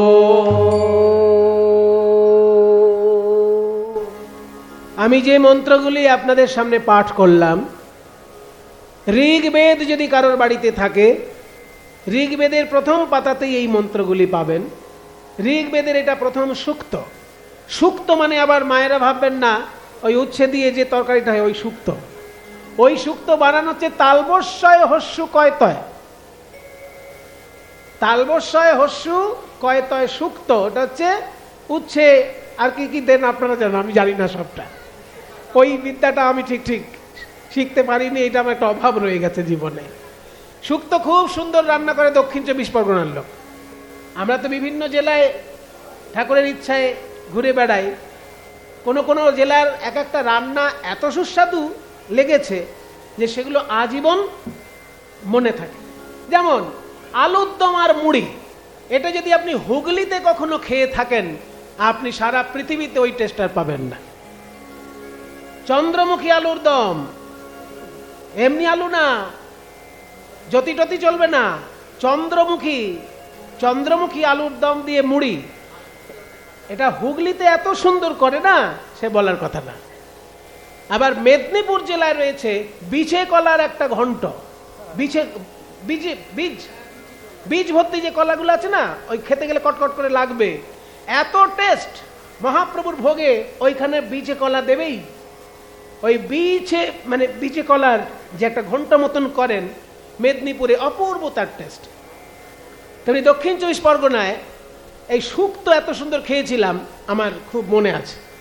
আবার বীরভূমে টক এত সুন্দর করে, বীরভূমের টক খুব বিখ্যাত। এরকম এক একটা জেলার এক একটা বিখ্যাত। হ্যাঁ, বর্ধমান, ও আবার বলছে বর্ধমানের পোস্ত খুব বিখ্যাত। যাই হোক, বিভিন্ন জেলার বিভিন্ন টেস্ট আছে। তো ওই শুক্তো বানানটা হচ্ছে তালবস্যয় হস্যু কয়তয়। আর আমি যেটা বৈদিক সূক্তের কথা বলছি, এটার বানান হচ্ছে দন্তেশ্বয় দীর্ঘ কয়তয়। এই সূক্ত মানে হচ্ছে সু উক্ত, অর্থাৎ ভালো কথা। সু উক্ত, সুক্ত, এইটার মানে হচ্ছে ভালো কথা। অর্থাৎ বৈদিক স্তবগুলোকে সুক্ত বলা হয়। আমি 1 বছর সংস্কৃত MA পড়েছিলাম, সেই সময় এইটা শিখেছিলাম এবং মুখস্থ করেছিলাম। বৈদিক ঋগ্বেদের একদম প্রথম 9টি মন্ত্র, একে বলে আগ্নেয় সুক্তম বা অগ্নি সুক্তম। তো এই যে মন্ত্র দেখুন, খ্রিস্টান ধর্মে বলা হচ্ছে ভগবান হচ্ছে আমাদের বাবা। খ্রিস্টান ধর্ম পেল কোথা থেকে? এই বৈদিক সূক্তে 9 নম্বর মন্ত্রটা দেখুন, সানাহা পিতে বসুনভে আগ্নে সুপায়নো বাবা সচস্বানস্বস্তয়ে। বলছে সেই অগ্নি দেবতা যেন আমাদের পিতা রূপে আমাদেরকে স্নেহ করেন। স নাহা, নহ মানে আমাদের, স মানে তিনি, স তিনি, নহ আমাদেরকে। সানাহা পিতেব শুনাবে, পিতা ইব মানে বাবার মতো, শুনাবে মানে পুত্রতি। বাবা যেমন পুত্রের কাছে সহজলভ্য। রাষ্ট্রপতির সঙ্গে আপনি যদি দেখা করতে চান, অনেক লম্বা প্রসেস, কিন্তু রাষ্ট্রপতির ছেলে যদি রাষ্ট্রপতির সঙ্গে দেখা করতে চায়, প্রসেস লাগবে কিছু, গিয়ে দাঁড়ালেই হলো, বাবার সঙ্গে দেখা হয়ে যাবে। তাহলে বাবা যেমন ছেলের প্রতি সহজলভ্য, তেমনি হে ঈশ্বর তুমি আমার কাছে সহজলভ্য হয়ে দাঁড়াও। এই যে ঈশ্বরকে পিতা বলা আর নিজেকে সন্তান বলা, এটা খ্রিস্টান ধর্মের মূল কথা। আর দেখুন, খ্রিস্টান ধর্মের জন্মের হাজার হাজার বছর আগে ঋগ্বেদের 9 নম্বর মন্ত্রে তার সংকেত রয়েছে। তাই সমস্ত ধর্মের মূল কথাগুলো যদি খুঁজতে চান, বেদের মধ্যে সব পেয়ে যাবেন। সানাহা পিতেব শুনবে আগ্নে সুপায়নো বাবা সচস্বানস্বস্তয়ে ওম অগ্নয়ে স্বাহা ইদম অগ্নয়ে। তাহলে বিদ্যালাভ হলো তোমার, তোমাদের মা মানে তোমাদের গুরুমা বলছিলেন যে আজকে আমাদের রান্নার জ্বালানি কাঠ শেষ হয়ে গেছে, তাই কৃষ্ণ আর সুদামা তোমরা দুজন যাও গভীর জঙ্গল থেকে জ্বালানি কাঠ নিয়ে এসো। আনন্দিত মনে তারা করিল গমন, আনন্দিত মনে তারা করিল গমন। আজ গহন অরণ্যে আসি দিল দর্শন, গহন অরণ্যে আসি দিল দর্শন। হেন কালে হইল তথায় ঝড় ভয়ঙ্কর, হইল তথায় ঝড় ভয়ঙ্কর। চারিদিকে বিলেক ঘোর অন্ধকার, চারিদিকে বিলেক ঘোর অন্ধকার। সুদামা কৃষ্ণ সুদামা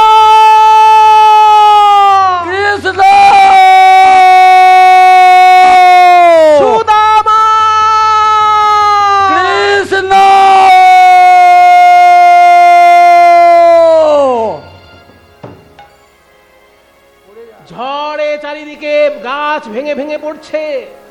কৃষ্ণকে বুকের মধ্যে নিয়ে সুদামা আগলে রেখেছে।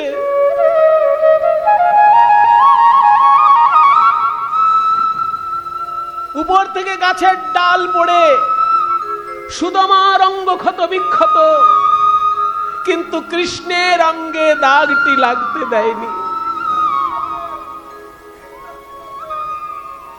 কৃষ্ণের অঙ্গে লাগতে দেয়নি আঁচড়ের দাগ।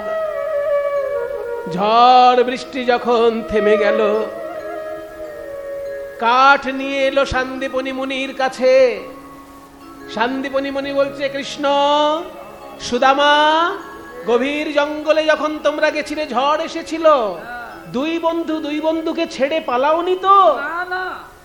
কৃষ্ণ বলছে, গুরুদেব, সুদামা আমাকে এত ভালোবাসে, ও আমাকে বুকের মধ্যে করে উপুড় হয়েছিল, গাছ ভেঙে ওর গায়ের উপর পড়েছে, আমাকে ব্যথা লাগতে দেয়নি। কৃষ্ণ সান্দীপনী বলে, কৃষ্ণ, সুদামার এই ভালোবাসা তুমি মনে রেখো। ও যেমন তোমাকে আঁচড় লাগতে দেয়নি, ও যদি কোনোদিন ভবিষ্যতে বিপদে পড়ে, তুমিও যেন ওকে রক্ষা করো। আজকে ও তোমাকে রক্ষা করেছে, ভবিষ্যতে প্রয়োজন পড়লে তুমিও ওকে রক্ষা করবে। তবেই বন্ধুর বন্ধু। বন্ধু কাকে বলে জানো তো? উৎসবে ব্যসনে চৈব দুর্ভিক্ষে রাষ্ট্র বিপ্লবে রাজদ্বারে শ্মশানে চ ইয়স্তিষ্ঠতি সবান্ধব। আজকে কিছু কিছু কথা আমাদের নতুন করে শেখা দরকার বাবা মায়েরা। বন্ধু কাকে বলে? একসঙ্গে বসে মদ গিললেই বন্ধু হওয়া যায় না। বন্ধু কাকে বলে দেখুন সংস্কৃতে কি বলছে, বলছে উৎসবে ব্যাসনে চৈব, আনন্দের সময় যে সঙ্গে থাকে, আবার দুঃখের সময়ও যে সঙ্গে থাকে। আনন্দেও সঙ্গে থাকবে, দুঃখেও সঙ্গে থাকবে। উৎসবে ব্যাসনে চৈব দুর্ভিক্ষে, যখন দুর্ভিক্ষ তৈরি হবে, খেতে পাচ্ছে না, হয়তো দেখা গেল একটুখানি চাল পাওয়া গেল, ওই একটুখানি চালে দুই বন্ধু মিলে ভাগ করে খাবে, দুজনেরই পেট অর্ধেক ভরবে, তবু বন্ধু ভাগ করে খাবে। রাষ্ট্র বিপ্লবে রাজনৈতিক অস্থিরতা যখন তৈরি হয়, তখন বন্ধু যেন বন্ধুত্ব দূর না করে। একজন কংগ্রেস, একজন তৃণমূল, একজন সিপিএম, একজন বিজেপি হতেই পারে, কিন্তু রাজনৈতিক কারণে যেন বন্ধুর মধ্যে বন্ধুর দূরত্ব তৈরি না হয়। ভোট আপনি যাকে খুশি দেবেন, কিন্তু বন্ধুর সঙ্গে কখনো শত্রুতা করবেন না। কারণ ওই রাজনীতির লোকেরা আপনাদেরকে নিয়ে কিন্তু ছেলে খেলা করতে পারে, কিন্তু বন্ধু আপনার বিপদে আপনার পাশে দাঁড়াবে। যখন আপনি বিপদে পড়বেন, প্রধানমন্ত্রী আপনাকে রক্ষা করতে আসবে না, মুখ্যমন্ত্রী আপনাকে রক্ষা করতে আসবে না, আপনার পাশের বাড়ির বন্ধুই আপনাকে রক্ষা করতে আসবে। কাজে রাজনৈতিক মতাদর্শ যার যা খুশি হোক, কিন্তু গ্রামে গ্রামে বন্ধু ভাই এদের মধ্যে যেন বিভেদ তৈরি না হয়। রাজনীতি ব্যালট বাক্সে রাখুন, আর বন্ধুত্ব হৃদয়ে রাখুন। তাই শোনো কৃষ্ণ, আজকে সুদামা তোমাকে রক্ষা করেছে, তুমিও ভবিষ্যতে সুদামাকে রক্ষা করবে। বিদ্যা তোমাদের সম্পূর্ণ হয়েছে, এবার যে যার স্থানে ফিরে যাও। কৃষ্ণ আবার চলে গেল মথুরায়। ভারতবর্ষের অসুস্থ রাজনীতিকে সুস্থ করে তবে ছাড়লেন শ্রীকৃষ্ণ। আর ওদিকে সুদামা বেদ বিদ্যা লাভ করে বেদ শিক্ষা দান করতে করতে ধীরে ধীরে দরিদ্র হতে লাগলো। কারণ সুদামা এমন একজন শিক্ষক, ছাত্রকে ঠকিয়ে কখনো পয়সা নিতে পারে না। আর ছাত্র যদি দুঃখ প্রকাশ করে, তার কাছ থেকে পয়সা নিতে পারে না। আর মাস্টার মশাই যদি পয়সা নিতে না জানে, তাহলে সেই মাস্টারের কিন্তু কপালে দুঃখ আছে। ওই যে একটা চলতি কথা আছে, কিছু মনে করবেন না বাবা, লেজো বামন কেশো চোর, তার দুঃখ জনমভর। মানে ব্রাহ্মণ পুজো করতে গিয়ে যদি লজ্জা করে যে আমি এটা নেব না, ওটা নেব না, দক্ষিণা নেব না, তাহলে সেই ব্রাহ্মণের কিন্তু পেটে ভাত জুটবে না। আর চোর যদি চুরি করতে গিয়ে বারবার কাশতে থাকে, তাহলে সেই চোরের আর একটা লাঠি মাটিতে পড়বে? ওই জন্য লেজো বামন আর কেশো চোর, তার দুঃখ জনমভর। তেমনি শিক্ষক যিনি হবেন, তিনিও সঠিক দক্ষিণা মায়নাটা বুঝে নেবেন, তা নাহলে ভবিষ্যতে বিপদ আছে। কিন্তু সুদামা তো সব দেখে না, প্রাণ ভরে শিক্ষা দান করেই যান, আর দক্ষিণার দিকে চিন্তা করেন না। আর ছাত্ররা দক্ষিণা ফাঁকি দিতে দিতে দিতে দিতে এমন একটা জায়গায় এসে দাঁড়ালো, সুদামার হঠাৎ একদিন পিতৃবিয়োগ হলো, মাতৃবিয়োগ হলো, সব সম্পত্তি চলে গেল। শেষকালে তার স্ত্রীকে নিয়ে, কুচেলা দেবীকে সঙ্গে নিয়ে বৃক্ষতলে একটি পর্ণকুটির করে বিরাজ করছে সুদামা। আবার কি খেলা খেলিবে শ্রী হরি, কি খেলা পড়িল মনে, আবার কি খেলা খেলিবে শ্রী হরি, কি খেলা পড়িল মনে। স্বামী, স্বামী এত দরিদ্র আমরা, কিন্তু তবু তোমার মুখে হাসি থাকে কেন? দরিদ্রতে মানুষ দুঃখ পায়, আর তোমার মুখে হাসি কেন? গিন্নি, আমি যে কৃষ্ণকে ভালোবাসি, কৃষ্ণকে যদি কেউ ভালোবাসে, কোনো দুঃখ কষ্ট তাকে তার মুখ থেকে হাসি কেড়ে নিতে পারে না। এই দুঃখ আসবে যাবে, কিন্তু আমার ভাই কানাই তোমার হৃদয়ে থাকবে। লীলাময় তুমি ওগো শ্রীহরি, লীলাময় তুমি ওগো শ্রীহরি, লীলাময় তুমি ওগো শ্রীহরি, লীলাময় তুমি ওগো শ্রীহরি। খেলা বুঝিব কেমনে, আবার কি খেলা খেলিবে শ্রীহরি, কি খেলা পড়িল মনে।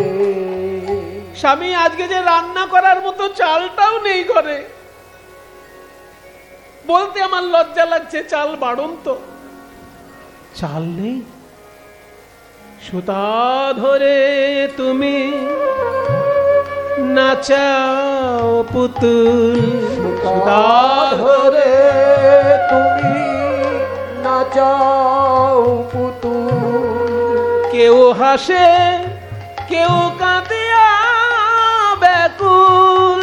সুতা ধরে তুমি নাচাও পুতুল, কেউ হাসে কেউ কাঁদিয়া ব্যাকুল। নদীর কুল ভাঙিয়া গড়ই কুল, নদীর কুল ভাগিয়া গড় ওই কুল।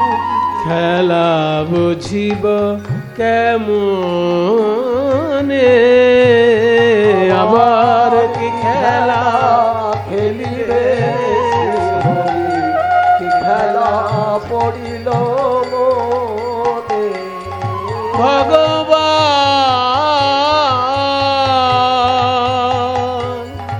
স্বামী, বলো সুশীলা, শুনেছি আপনার বন্ধু শ্রীকৃষ্ণ নাকি বর্তমানে দ্বারকার রাজা। ঠিকই শুনেছ। শ্রীকৃষ্ণ কোনোদিন রাজা সাজতে চাইনি, অভদ্র রাজাদেরকে সরিয়ে ভদ্র রাজাদেরকে প্রতিষ্ঠা করেছে।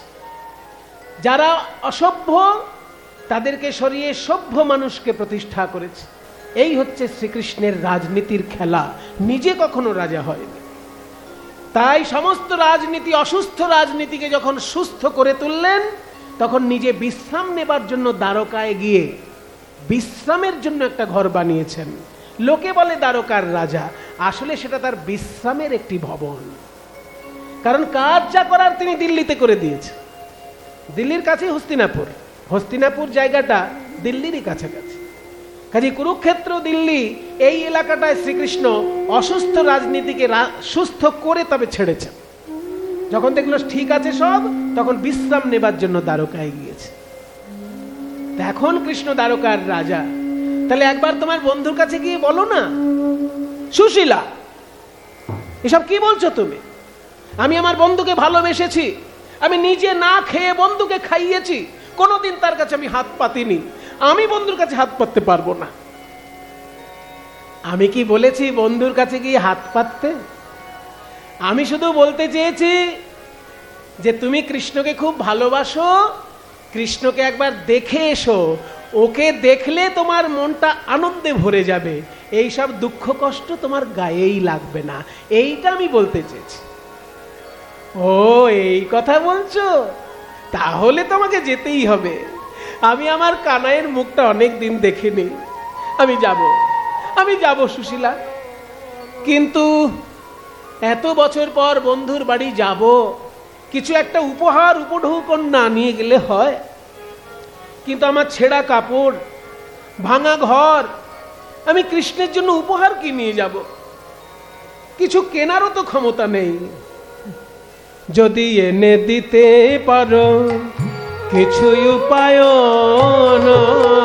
যদি কিছু এনে দিতে পারো উপায়, যদি মিলাইতে পারো কিছু উপায়, তবে সে করিতে পারি দ্বারকায় গমন, তবে সে করিতে পারি দ্বারকায় গমন। দ্বারকায় গমন করতে পারি আমি যদি কিছু কৃষ্ণকে উপহার দেবার মতো কিছু এনে দিতে পারি। সুশীলা বলল, আমার কাছেও তো কিছু সোনা গয়না নেই, তবে আমি ভিক্ষা করে এনে দিতে পারি কিছু, ভিক্ষায় যা পাবো তাই দেব। তাই ভিক্ষা নেবার জন্য সুশীলা দেবী প্রথম বাইরে চলেছেন, প্রথম ভিক্ষা করতে বেরিয়েছেন সুশীলা দেবী। আমায় ভিক্ষা দাও গো নগরবাসী, ভিক্ষা দাও আমায় ভিক্ষা দাও গো নগরবাসী, ভিক্ষা দাও ও কৃষ্ণদা, আরে এদিকে আসুন। এই দেখুন, এই নতুন ভিখিরি বউটা আবার কে? চিনাপ লাগছে, দাঁড়ান দেখি ভালো করে, এইদিকে দেখি। ধর্মপুত্র যুধিষ্ঠির। কে? সত্য কথা বলবে, মিথ্যা কথা বলবে না, তার বউ সুশীলা দেবী। ওই সুদামার বউ। হ্যাঁ। ওই সুদামা সান্দেপনি মুনিকে কথা দিয়েছিল, হ্যাঁ। আমি জীবনে মিথ্যে কথা বলবো না, না। মিথ্যেবাদীদের সঙ্গে মিশবো না, না। কারণ মিথ্যে কথা বললে, মিথ্যেবাদীর সঙ্গে মিশলে বেদের মন্ত্র ভুল হয়ে যাবে। হ্যাঁ। উনি মিথ্যে কথা বলবেন না, না। মিথ্যেবাদীদের সঙ্গে মিশবেন না, না। অথচ মিথ্যেবাদীদের কাছ থেকে ভিক্ষার খাবারটা খেতে হবে না। গেলন গেলন গেলন দিতে ভালো লাগবে তো। তখন পাশের একজন ধমক দিয়ে বলছে, হ্যাঁ চুপ, যাকে তাকে যা তা বলছো, ভালো করে জেনে শুনে কথা বল। কার সম্পর্কে এই কথা বলছো জানো? সুদামার স্ত্রী। আজ অব্দি কোনোদিন ভিক্ষা করেছে? এই প্রথম ভিক্ষার আঁচল নিয়ে এসেছে। কেন ভিক্ষার আঁচল নিয়ে এসেছে আগে জানো ওর কাছে? সুদামার স্ত্রী সুশীলা, তুমি তো কোনোদিন ভিক্ষা করো না, আজকে কেন ভিক্ষা করছো? দেখুন দিদি, আপনারা যদি ভেবে থাকেন আপনাদের কাছ থেকে ভিক্ষা নিয়ে আমি ঘরে গিয়ে রান্না করে খাবো, তাহলে ভুল ভাবছেন। কারণ আমার স্বামী সুদামা হচ্ছেন শিক্ষক, আর সে শিক্ষা দিয়ে যতটুকু দক্ষিণা পায় তাতেই আমার সংসার চলে যায়। আমি ঘরে খাবার জন্য কিছু ভিক্ষা চাইছি না। কিন্তু আমার স্বামী সুদামা যাবেন শ্রীকৃষ্ণ দর্শনে, সেই শ্রীকৃষ্ণ দর্শনে কিছু উপহার উনি নিয়ে যাবেন। আপনারা সবাই তো আর কৃষ্ণের কাছে যেতে পারবেন না, তাই আমি ভিক্ষা চাইতে বেরিয়েছি। যে যা ভিক্ষা দেবেন সব ভিক্ষা ওই শ্রীকৃষ্ণের কাছে পৌঁছে দেবে আমার স্বামী। তোমাদের এই ভিক্ষার দ্রব্য তোমাদের এই ভিক্ষার দ্রব্য পাবে শ্যামরায়। তোমাদের এই ভিক্ষার দ্রব্য পাবে শ্যামরায়। ভিক্ষা দাও আমায়, আমায় ভিক্ষা দাও গো নগরবাসী, ভিক্ষা দাও আমায়। এ কি বলছে গো? সত্যি তো আমরা কোনোদিন কৃষ্ণ দর্শনে যেতে পারবো না, তাহলে যার যা আছে একটু ওনাকে দিয়ে দাও, কৃষ্ণ চরণে পৌঁছে যাবে। পূর্ব পাড়া, পশ্চিম পাড়া, উত্তর পাড়া, দক্ষিণ পাড়া, চারদিকে চারটে পাড়া, ব্রাহ্মণ, ক্ষত্রিয়, বৈশ্য, শূদ্র, যে যার নিজ নিজ সংস্কার নিয়ে বাস করে। গ্রামের মাঝখানে মন্দির, সবাই এসে মন্দিরে উপাসনা করে। চারদিকে চারটে পাড়ায়, প্রত্যেকটি পাড়ায় এক মুঠো করে চিড়ে ভিক্ষে পাওয়া গেল। এখানে তত্ত্ব আছে। প্রত্যেকটি পাড়ায় মাত্র একজন ভিক্ষা দিল বাবা। ব্রাহ্মণের পক্ষ থেকে এক মুষ্টি, ক্ষত্রিয়ের পক্ষ থেকে এক মুষ্টি, বৈশ্যের পক্ষ থেকে এক মুষ্টি, শূদ্রের পক্ষ থেকে এক মুষ্টি, 4 মুষ্টি। এটা একটা দিক। আর একটা দিক হচ্ছে কেউ ধর্ম লাভের জন্য দিল, কেউ অর্থ লাভের জন্য দিল, কেউ কামনা বাসনা পূর্ণ করার উদ্দেশ্যে ভিক্ষা দিল, আবার কেউ মোক্ষ লাভের উদ্দেশ্যে দিল। ধর্ম, অর্থ, কাম, মোক্ষ চতুর্বর্গ ইচ্ছা পূর্তি কামনায় এক এক ভিক্ষা মুষ্টি অন্ন এলো তার কাছে। এই 4 মুষ্টি ভিক্ষা নিয়েছে। এখানে তত্ত্ব আছে। মনে করুন দক্ষিণ পাড়া, ওই পাড়া থেকে একজন মাত্র ভিক্ষা দিল, সারা পাড়ার লোক দিল না, কিন্তু ওই যে একজন দিল ওর জন্য সমস্ত লোক বেঁচে গেল। তা না হলে কৃষ্ণের রোষানলে ওই দিকে সবাই ভস্মীভূত হয়ে যেত। তত্ত্বটা হলো এই, কোন এলাকার মধ্যে যদি একজন মানুষও ভালো থাকে, তার জন্য সেই এলাকাটা রক্ষা পেয়ে যায়। তাই 4টে পাড়া থেকে 4 মুষ্টি ভিক্ষা নিয়ে সুদামার স্ত্রী সুদামার কাছে যখন এসেছে, নাও স্বামী, এই ভিক্ষা আমি এনেছি, এই নাও। এবার ওই 4 মুষ্টি ভিক্ষার চিড়ে বেঁধে নিয়ে সুদামা চলেছে। একবার দেখা দে রে ভাইয়া কানাই, দেখা দে আমায়। कहा मेरो भैया काना देखा दे कहा मेरो भैया काना देखा दे तोर लागिया परान আমার তোর লাগিয়া পরাণ আমার দরিয়া যায়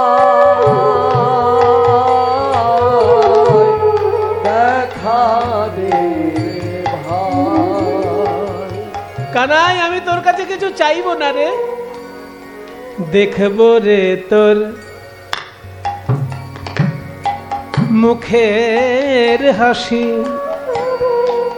শুনবো রে তোর মোহন বাঁশি, দেখবো রে তোর মুখে হাসি, শুনবো রে তোর মধুর বাঁশি। তাই তো আমি দ্বারকায় আসি, তাই তো আমি দ্বারকায় আসি। ওরে জীবন কানাই, দেখা দে রে ভাই। কানাই রে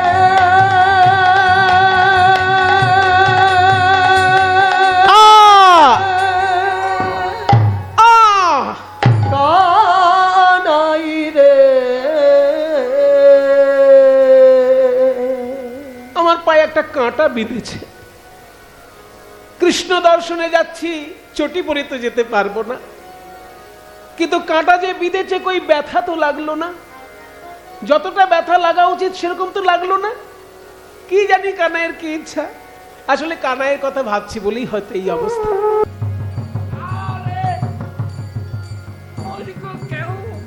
कहाँ जाना कहाँ जाता है?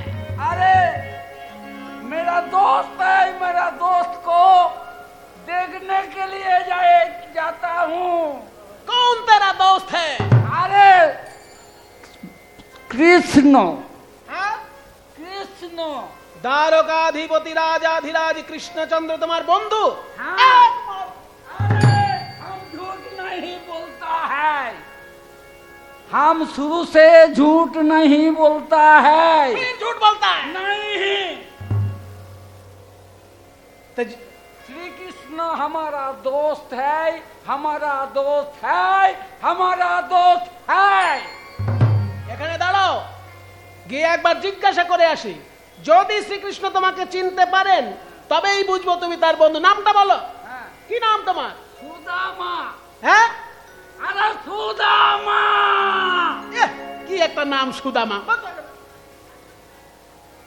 মহারাজ কৃষ্ণের কাছে গিয়ে সুদামা গে, দ্বারকাধিপতি রাজাধিরাজ কৃষ্ণচন্দ্র মহারাজ কি, কৃষ্ণচন্দ্র মহারাজ কি, কৃষ্ণচন্দ্র মহারাজ কি। বলো দারোয়ান, কি সংবাদ? আর বলবেন না মহারাজ, যতদিন যাচ্ছে দেশে শুধু ভিখারি জন্মাচ্ছে, ভিখারি। ডান দিকে তাকাও ভিখারি, বাঁয়ে তাকাও ভিখারি, সামনে ভিখারি, পিছনে ভিখারি, ভিখারিতে ভিখারিতে দেশ ভরে গেল। এখন আবার একটা নতুন উৎপাত শুরু হয়েছে।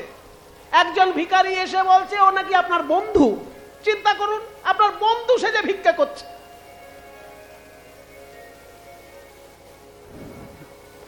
মানুষকে সম্মান দিয়ে কথা বলতে শেখো। যদি কেউ ভিখারি হয়ে যায়, ভাগ্যের তাড়নায় সে ভিখারি হয়। ভিখারি হলেও সে মানুষ, তার একটা সম্মান আছে। যদি কেউ বলে থাকে আমার বন্ধু, তার নামটা নিশ্চয়ই বলেছে। কি নাম বলেছে বলো? হয়তো বললো কি যে সুদামা। সুদামা, সুদামা এসেছে। দারোয়ানকে সরিয়ে দিয়ে কৃষ্ণ উন্মাদের মতো ছুটে চললেন। কনক পর্যঙ্কে কৃষ্ণই আছিল বসিয়া, ওই কনক পর্যঙ্কে কৃষ্ণ আছিল বসিয়া, কনক পর্যঙ্কে কৃষ্ণ আছিল বসিয়া। ধাইয়া চলিল হরি সুদামা দেখিয়া, ওই ধাইয়া চলিল হরি সুদামা শুনিয়া, ধাইয়া চলিল হরি সুদামা সুদামা রে।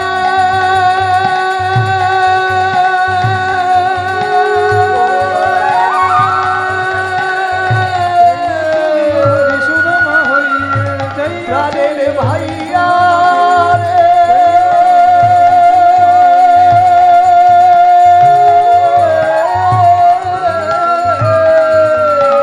ওই ধাইয়া চলিল হরি সুদামা শুনিয়া, ধাইয়া চলিল হরি সুদামা শুনিয়া। যখনই সোনার সিংহাসন থেকে কৃষ্ণ ছুটে চলেছেন সুদামার কাছে, সুদামাকে বুকে জড়িয়ে ধরেছেন। দারোয়ান দূর থেকে দেখছি সর্বনাশ, আমার চাকরিও যেতে পারে, প্রাণও যেতে পারে। এই ভিখারি তো দেখছি সত্যিই আমাদের রাজার বন্ধু।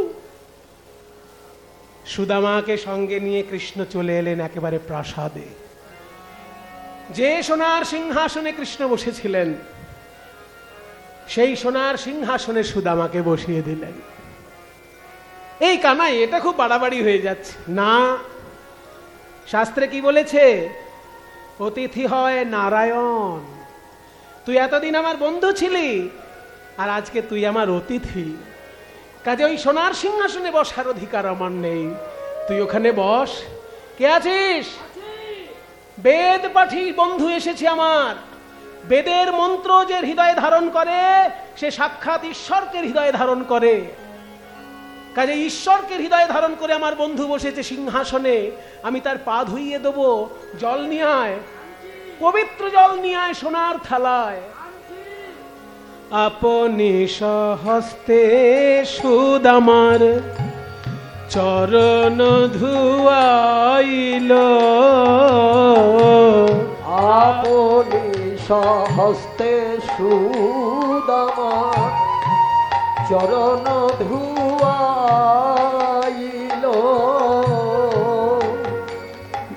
আর সেই চরণ ধোয়া জল কৃষ্ণ পান করিল। নিতাই গৌর হরি বল। এই চরণ ধোয়া জল কৃষ্ণ পান করিল। তোর মনে আছে সুদামা, যুধিষ্ঠির যখন রাজসূয় যজ্ঞ করেছিল, সেই সময় আমি কি করেছিলাম?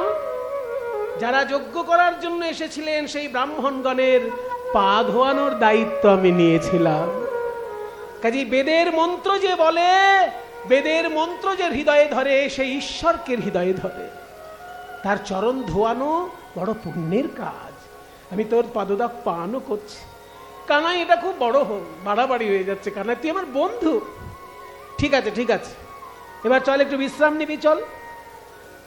নিজের পালঙ্কে সুদামাকে শুইয়ে দিলেন, আর নিজের কোলের উপর সুদামার চরণটি নিয়ে সুদামার চরণ সেবা করতে লাগলেন। রুক্মিণী সত্যভামাকে বললেন, তোমরা হাওয়া করো আমার বন্ধুকে, আমি আমার বন্ধুর চরণ সেবা করি।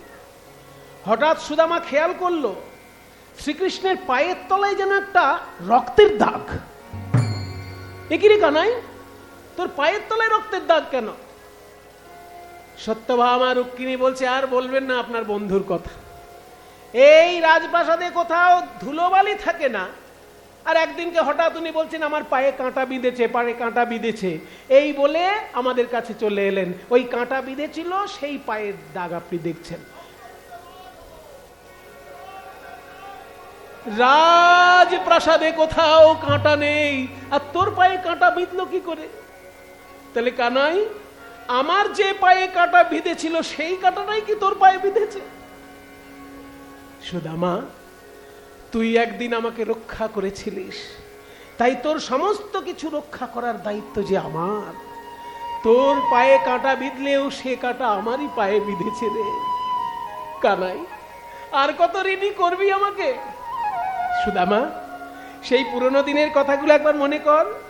শান্তিপনী মুনি আমাদেরকে কত বকা দিয়ে পড়াশোনা করিয়েছেন, কিন্তু এত স্নেহ করতেন যে ওই স্নেহ আমরা বাড়িতে হয়তো মা বাবার কাছেও পাইনি। একদিকে শাসন, একদিকে স্নেহ। আহাহা, গুরুদেবের কথা মনে পড়লেই চোখে জল আসে রে সুদামা। আমাদের শিক্ষাগুরু শান্তিপনী মুনি, জানিস তো এই জগতে 3 রকমের গুরু, আর 3 রকমের গুরুর 3 রকমের দক্ষিণা হয়। বলি বাবা, তো জীবনে প্রথম শুনছি এই কথা। আমরা তো জানি গুরু 2 রকমের, দীক্ষা গুরু আর শিক্ষা গুরু। যার কাছে মন্ত্র পাওয়া যায় তিনি দীক্ষা গুরু, আর যার কাছে শিক্ষা লাভ করা যায় তিনি শিক্ষা গুরু। আমার গুরু কি? বলে না, শ্রীমদ্ ভাগবত শাস্ত্রটি তত্ত্বে তত্ত্বে পরিপূর্ণ। এই জায়গায় শ্রীকৃষ্ণ বলেছেন গুরু 3 রকম, আর দক্ষিণাও 3 রকম। প্রথম গুরু কারা? জনক প্রথম গুরু জন্ম যাহা হইতে, জনক প্রথম গুরু জন্ম যাহা হইতে, পিতা মাতা আদি গুরু কহি তোমার সাক্ষাতে। পিতা মাতা আদি গুরু কহি তোমার সাক্ষাতে। প্রথম গুরুকে জানো? জনক মানে বাবা। আমাদের জন্ম হলো যার কারণে, সেই পিতা এবং মাতা এই দুজন হচ্ছে প্রথম গুরু। আর এদের দক্ষিণা কি? শুনে রাখুন এই সব তত্ত্ব কথা। বাবা মার দক্ষিণা কখনো টাকা পয়সা দিয়ে মেটানো যায় না। ওই জন্য একটা গান বলেছে না, মায়ের 1 ফোঁটা দুধের ঋণ শোধ হবে না কোনোদিন, জন্ম জন্মান্তরে করিলে সাধনা, দয়াবতী দরদিনী মা আমার মা। মায়ের ঋণ কখনো টাকা পয়সা দিয়ে শোধ করা যায় না। মায়ের ঋণ শোধ করতে হয় সেবা করে। সেবা করে মায়ের ঋণ শোধ করা যায়, বাবার ঋণ শোধ করা যায়। সেবা করতে না পারলে তবে পয়সা দেওয়ার প্রশ্ন আছে। তাই মনে করুন ছেলে বিদেশে থাকে, এই দেশে থাকে, তখন কি করে ছেলে মেয়ে সেবা করবে? তখন ছেলে মেয়ের সেবা করার জন্য যে লোক ঠিক করা হবে সেইটার পয়সা যেন ছেলে মেয়ে বিদেশ থেকে পাঠিয়ে দেয়, প্রকারান্তরে সেবা হলো। তাই প্রথম গুরু বাবা মা, তাদের সদুপদেশ পালন করাটাই সেবা, দক্ষিণা। বাবা মা যদি ভালো কথা বলে সেইটা মেনে চলাটাই দক্ষিণা। বাবা মার কখনো দক্ষিণা আলাদা কিছু হয় না, সদুপদেশ পালনটাই দক্ষিণা। বলে দ্বিতীয়তে গুরু কারা? বলে দীক্ষাদাতা শিক্ষাদাতা রূপে বৈষ্ণব ব্রাহ্মণ। দীক্ষাদাতা শিক্ষাদাতা রূপে বৈষ্ণব ব্রাহ্মণ। দ্বিতীয় প্রকার গুরু এই কহিলাম এখন। দ্বিতীয় প্রকার গুরু এই কহিলাম এখন। দীক্ষাদাতা এবং শিক্ষাদাতা রূপে যারা ব্রাহ্মণ বৈষ্ণব বা শিক্ষক আছেন, তারা হলেন দ্বিতীয় প্রকারের গুরু। দীক্ষা এবং শিক্ষা যার কাছে পাওয়া যায়, এটা হচ্ছে দ্বিতীয় প্রকারের গুরু। এই গুরুর দক্ষিণা কি? বলে এই গুরুর দক্ষিণা হচ্ছে সেবা। সেবা করতে না পারলে তবে মাইনে দেওয়া। মাইনে দিলেই কিন্তু শিক্ষকের দক্ষিণা হয় না, সেবা করাটাই দক্ষিণা। সেবা না করতে পারলে মাইনে। যেমন শ্রীকৃষ্ণ দেখুন, কাঠ ভেঙে আনার জন্য গভীর জঙ্গলে গেল, সেবা করলো। সেবা করতে না পারলে তবে দক্ষিণা দেওয়া। বলে বেশ, তাহলে আর কি গুরু বাকি থাকে? সবই তো হয়ে গেল বলা। বলে না, আর একটা গুরু আছে। দেখবেন কখনো কখনো এমন হয় যে কারোর কাছে দীক্ষা নাইনি, ভালো করে পড়াশোনাও শেখেনি, কিন্তু জীবনে কখনো ভুল করেনি। এমন লোক পেয়ে যাবেন চলতে ফিরতে, যে পড়াশোনা খুব বেশি নেই, দীক্ষাও নেয়নি বড় গুরুদেব ধরে, কিন্তু কখনো ভুল করতে গেলেই ভিতর থেকে কে যেন বলে দিয়েছে, এই তুই এই পথে যাস না, এই পথে যা। ওই যে ভিতর থেকে একজন বলে দেয়, তখন স্বয়ং ভগবান ভিতর থেকে অন্তর্যামী গুরুর কাজ করে দেয়। যখন মানুষ নিজে নিজে ঠিক ঠিক সিদ্ধান্ত নিতে পারে, ভিতর থেকে প্রেরণা পায়। এই ভিতর থেকে প্রেরণাটা পাওয়াটা জগদীশ্বর তখন অন্তর্যামী রূপে তৃতীয় গুরুর কাজ করে দেয়। ওই খেলায় যেমন আম্পায়ার থাকে না, দুজন যখন ফেল করে দেয় তখন আম্পায়ার যেটা বলে সেটা তখন ঠিক হয়। ঠিক তেমনি দীক্ষা গুরু শিক্ষা গুরু যদি সরাসরি কৃপা করতে না পারে, তখন স্বয়ং ভগবান অন্তর্যামী রূপে গুরুর কাজ করে। এটা তৃতীয় গুরু। তার দক্ষিণা কি? তৃতীয়তে অন্তর্যামী রূপে আমি ভগবান। তৃতীয়তে অন্তর্যামী রূপে আমি ভগবান। আপদে বিপদে ভক্তের করি পরিত্রাণ। আপদে বিপদে ভক্তের করি পরিত্রাণ। আমি অন্তর্যামী রূপে তৃতীয় গুরুর কাজ করে দিই যখন বিপদে পড়ে আমার ভক্ত। তার দক্ষিণা কি? দক্ষিণা হচ্ছে এই যে রাত্রি জেগে কীর্তন শুনছেন, এই যে কীর্তনটা শুনছেন, এটাই দক্ষিণা দেওয়া হচ্ছে অন্তর্যামী গুরুর কাছে। যখন গীতা পড়বেন, যখন ভাগবত পড়বেন, যখন নাম জপ করবেন, যখন তীর্থযাত্রায় যাবেন, কীর্তন শুনবেন, ভাগবত শুনবেন, এই ধর্ম পালনের যে কাজগুলো করবেন, এই কাজগুলো হচ্ছে অন্তর্যামী গুরুর কাছে তৃতীয় দক্ষিণা। বাহ, তোর কাছে আসলে অনেক কিছু জানতে পারা যায় কৃষ্ণ। আচ্ছা সুদামা, অনেক কিছু তো জানলি, এবার আমি একটা কথা বলবো। এতদিন পর আমার কাছে এলি, কই কিছু উপহার তো নিয়ে আসলি না? যেই না উপহারের কথা বলেছি, অমনি চিড়ের পুটলিটা বগল দাবায় লুকিয়ে রেখেছে। হ্যাঁ কানাই, ওইসব কথা বাদ দে, আমি গরিব মানুষ, তোর কাছে না। তুমি গরিব হলে কি হবে, পণ্ডিত লোক। পণ্ডিত লোক তো এই ভুলটা করবে না। নিশ্চয়ই আমার জন্য কিছু এনেছিস। কানাই, ওই কথা বাদ দে, বাদ দে কানাই। ঠিক আছে, বাদ দিলাম। একটু সোজা হয়ে দাঁড়া, আমি একটু ভালো করে তোকে আলিঙ্গন করে। মানে চতুরের শিরোমণি কৃষ্ণ তো। এবার যেই সুদামা আলিঙ্গন করতে গেছে মনের আনন্দে, সুদামা আলিঙ্গন করতে গিয়ে হাতটা ফাঁকা করে দিয়েছে, আর ভেতর থেকে চিড়ের পুটলি। যেই চিড়ের পুটলি বেরিয়ে গেছে, অমনি কৃষ্ণ দেখে বলে, ও মা, এই তো এই পুটলির মধ্যে নিশ্চয়ই আমার জন্যই কিছু এনেছিস। দেখি দেখি দেখি দেখি, কি এনেছিস, কি এনেছিস, কি এনেছিস? ও মা, চিড়ে এনেছিস, তাও আবার ভিজে চিড়ে। মানে শুকনো চিড়ে খেতে গেলে আমার গালে যাতে না ফোটে সেই জন্য চিড়ে ভিজিয়ে এনেছিস? সুদামা তখন কেঁদে বলে, কানাই রে,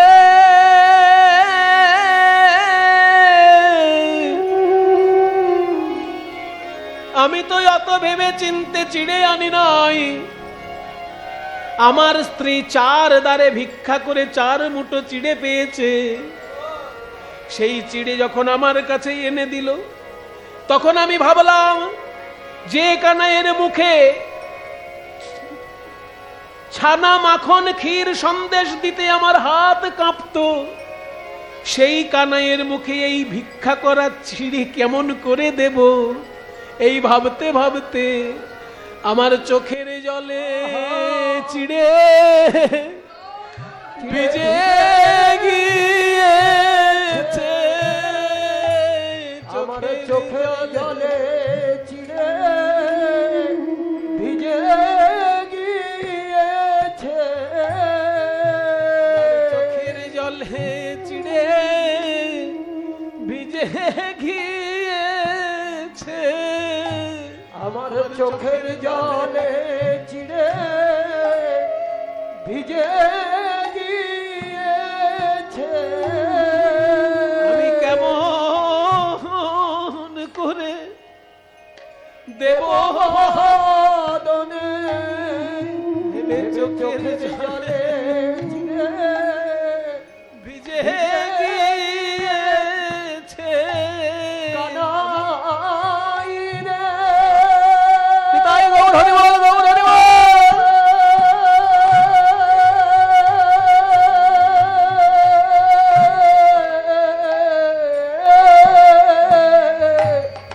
আমার চোখের জলে চিড়ে ভিজে গিয়েছে। আমি কেমন করে দেব বদনে ভেবে চোখের জলে চিড়ে ভিজে গিয়েছে। কৃষ্ণ বলে, সুদামারে তুই কাঁদিস না। আমি যে গীতায় বলেছি, পত্রং পুষ্পং ফলং তোয়ম यो मे भक्त्या प्रयच्छति तदहं भक्ति उपरीतम অশনামি প্রয়তাত্মনা। যদি কেউ আমাকে ভালোবেসে একটি ফল দিতে পারে, ভালো কথা, আমি সেই ফল খাই। ফল দিতে না পেরে যদি কেউ একটি তুলসী পাতা দিয়ে বলে, হে গোবিন্দ, আজ কিছু দিতে পারলাম না, এই পত্র, এই তুলসী পাতাটা তোমায় দিলাম, আমি ছোট্ট শিশুর মতো সেই তুলসী পাতাই ভক্ষণ করি রে সুদামা। আর তুলসী পাতাও না পেয়ে যদি কোনো ভক্ত বলে, হে গোবিন্দ, আজ কিছু জোটে নাই, তুমি এই জল পান করো প্রভু, আমি ভক্তের দেওয়া সেই জলই পানই করি রে সুদামা। আমি ভেবে দেখি না কে আমায় কত মূল্যবান উপহার দিল, আমি শুধু দেখি আমায় দেবার কালে তার হৃদয়ে প্রেম ভক্তি আছে কি না, আছে কি না, আর তার নয়ন ভরা প্রেম বাড়ি আছে কি নয়ন না। ভরা প্রেম বাণী আছে কি না।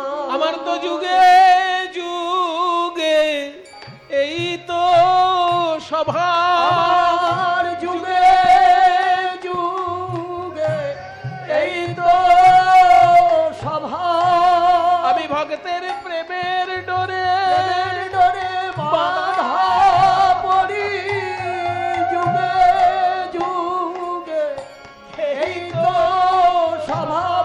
ভক্তের প্রেমের ডোরে বাঁধা পড়ি। আমি ভক্তের নয়ন বাড়ি সইতে নারী প্রেমের ডোরে বাঁধা পড়ি। নয়ন বাড়ি সইতে নারী প্রেমের ডোরে বাঁধা পড়ি। নয়ন বাড়ি সইতে নারী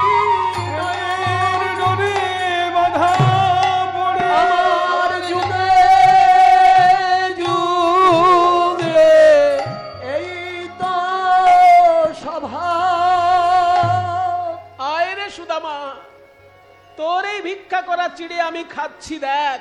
আর শুধু খাচ্ছি নয়, এই চিড়ে আমি খাচ্ছি আর প্রতিজ্ঞা করছি, আগামী কলিযুগে আমি যখন গৌরাঙ্গ মহাপ্রভু রূপে আসব, বিভিন্ন জায়গায় যাব, তখন কাঙাল ভক্ত কিছুই জোগাড় করতে না পেরে ভিক্ষা করা চিড়ে যদি চোখের জলে ভরে আমায় ডাকে, আমি সেই চিড়ের প্রসাদই খাবো সুদামা। তাই কলিযুগে যখন মহাপ্রভুর ভোগ হয়, ওই চিড়ের প্রসাদ এত ভালো লাগলো শ্রীকৃষ্ণের যে কলিযুগে গৌরাঙ্গ মহাপ্রভুর ভোগে ওই ভিক্ষা করা চিড়েতেই তার মালসা ভোগ হয়। নাহি জানি পরিপাটি আমার নাহি আয়োজন, নাহি জানি পরিপাটি নাহি আয়োজন। আর সুখা রুখা এক মুষ্টি করো ভোজন, ভজপতি তো ধারণ শ্রী গৌর হরি, শ্রী গৌর হরি নবদ্বীপ বিহা, হরি নবদ্বীপ বিহা, গৌর হরি নবদ্বীপ বিহা, নবদ্বীপ বিহা, গৌর হরি নবদ্বীপ বিহা, গৌর হরি নবদ্বীপ বিহা। আহা দীন দয়াবয় হিতকারী ভজ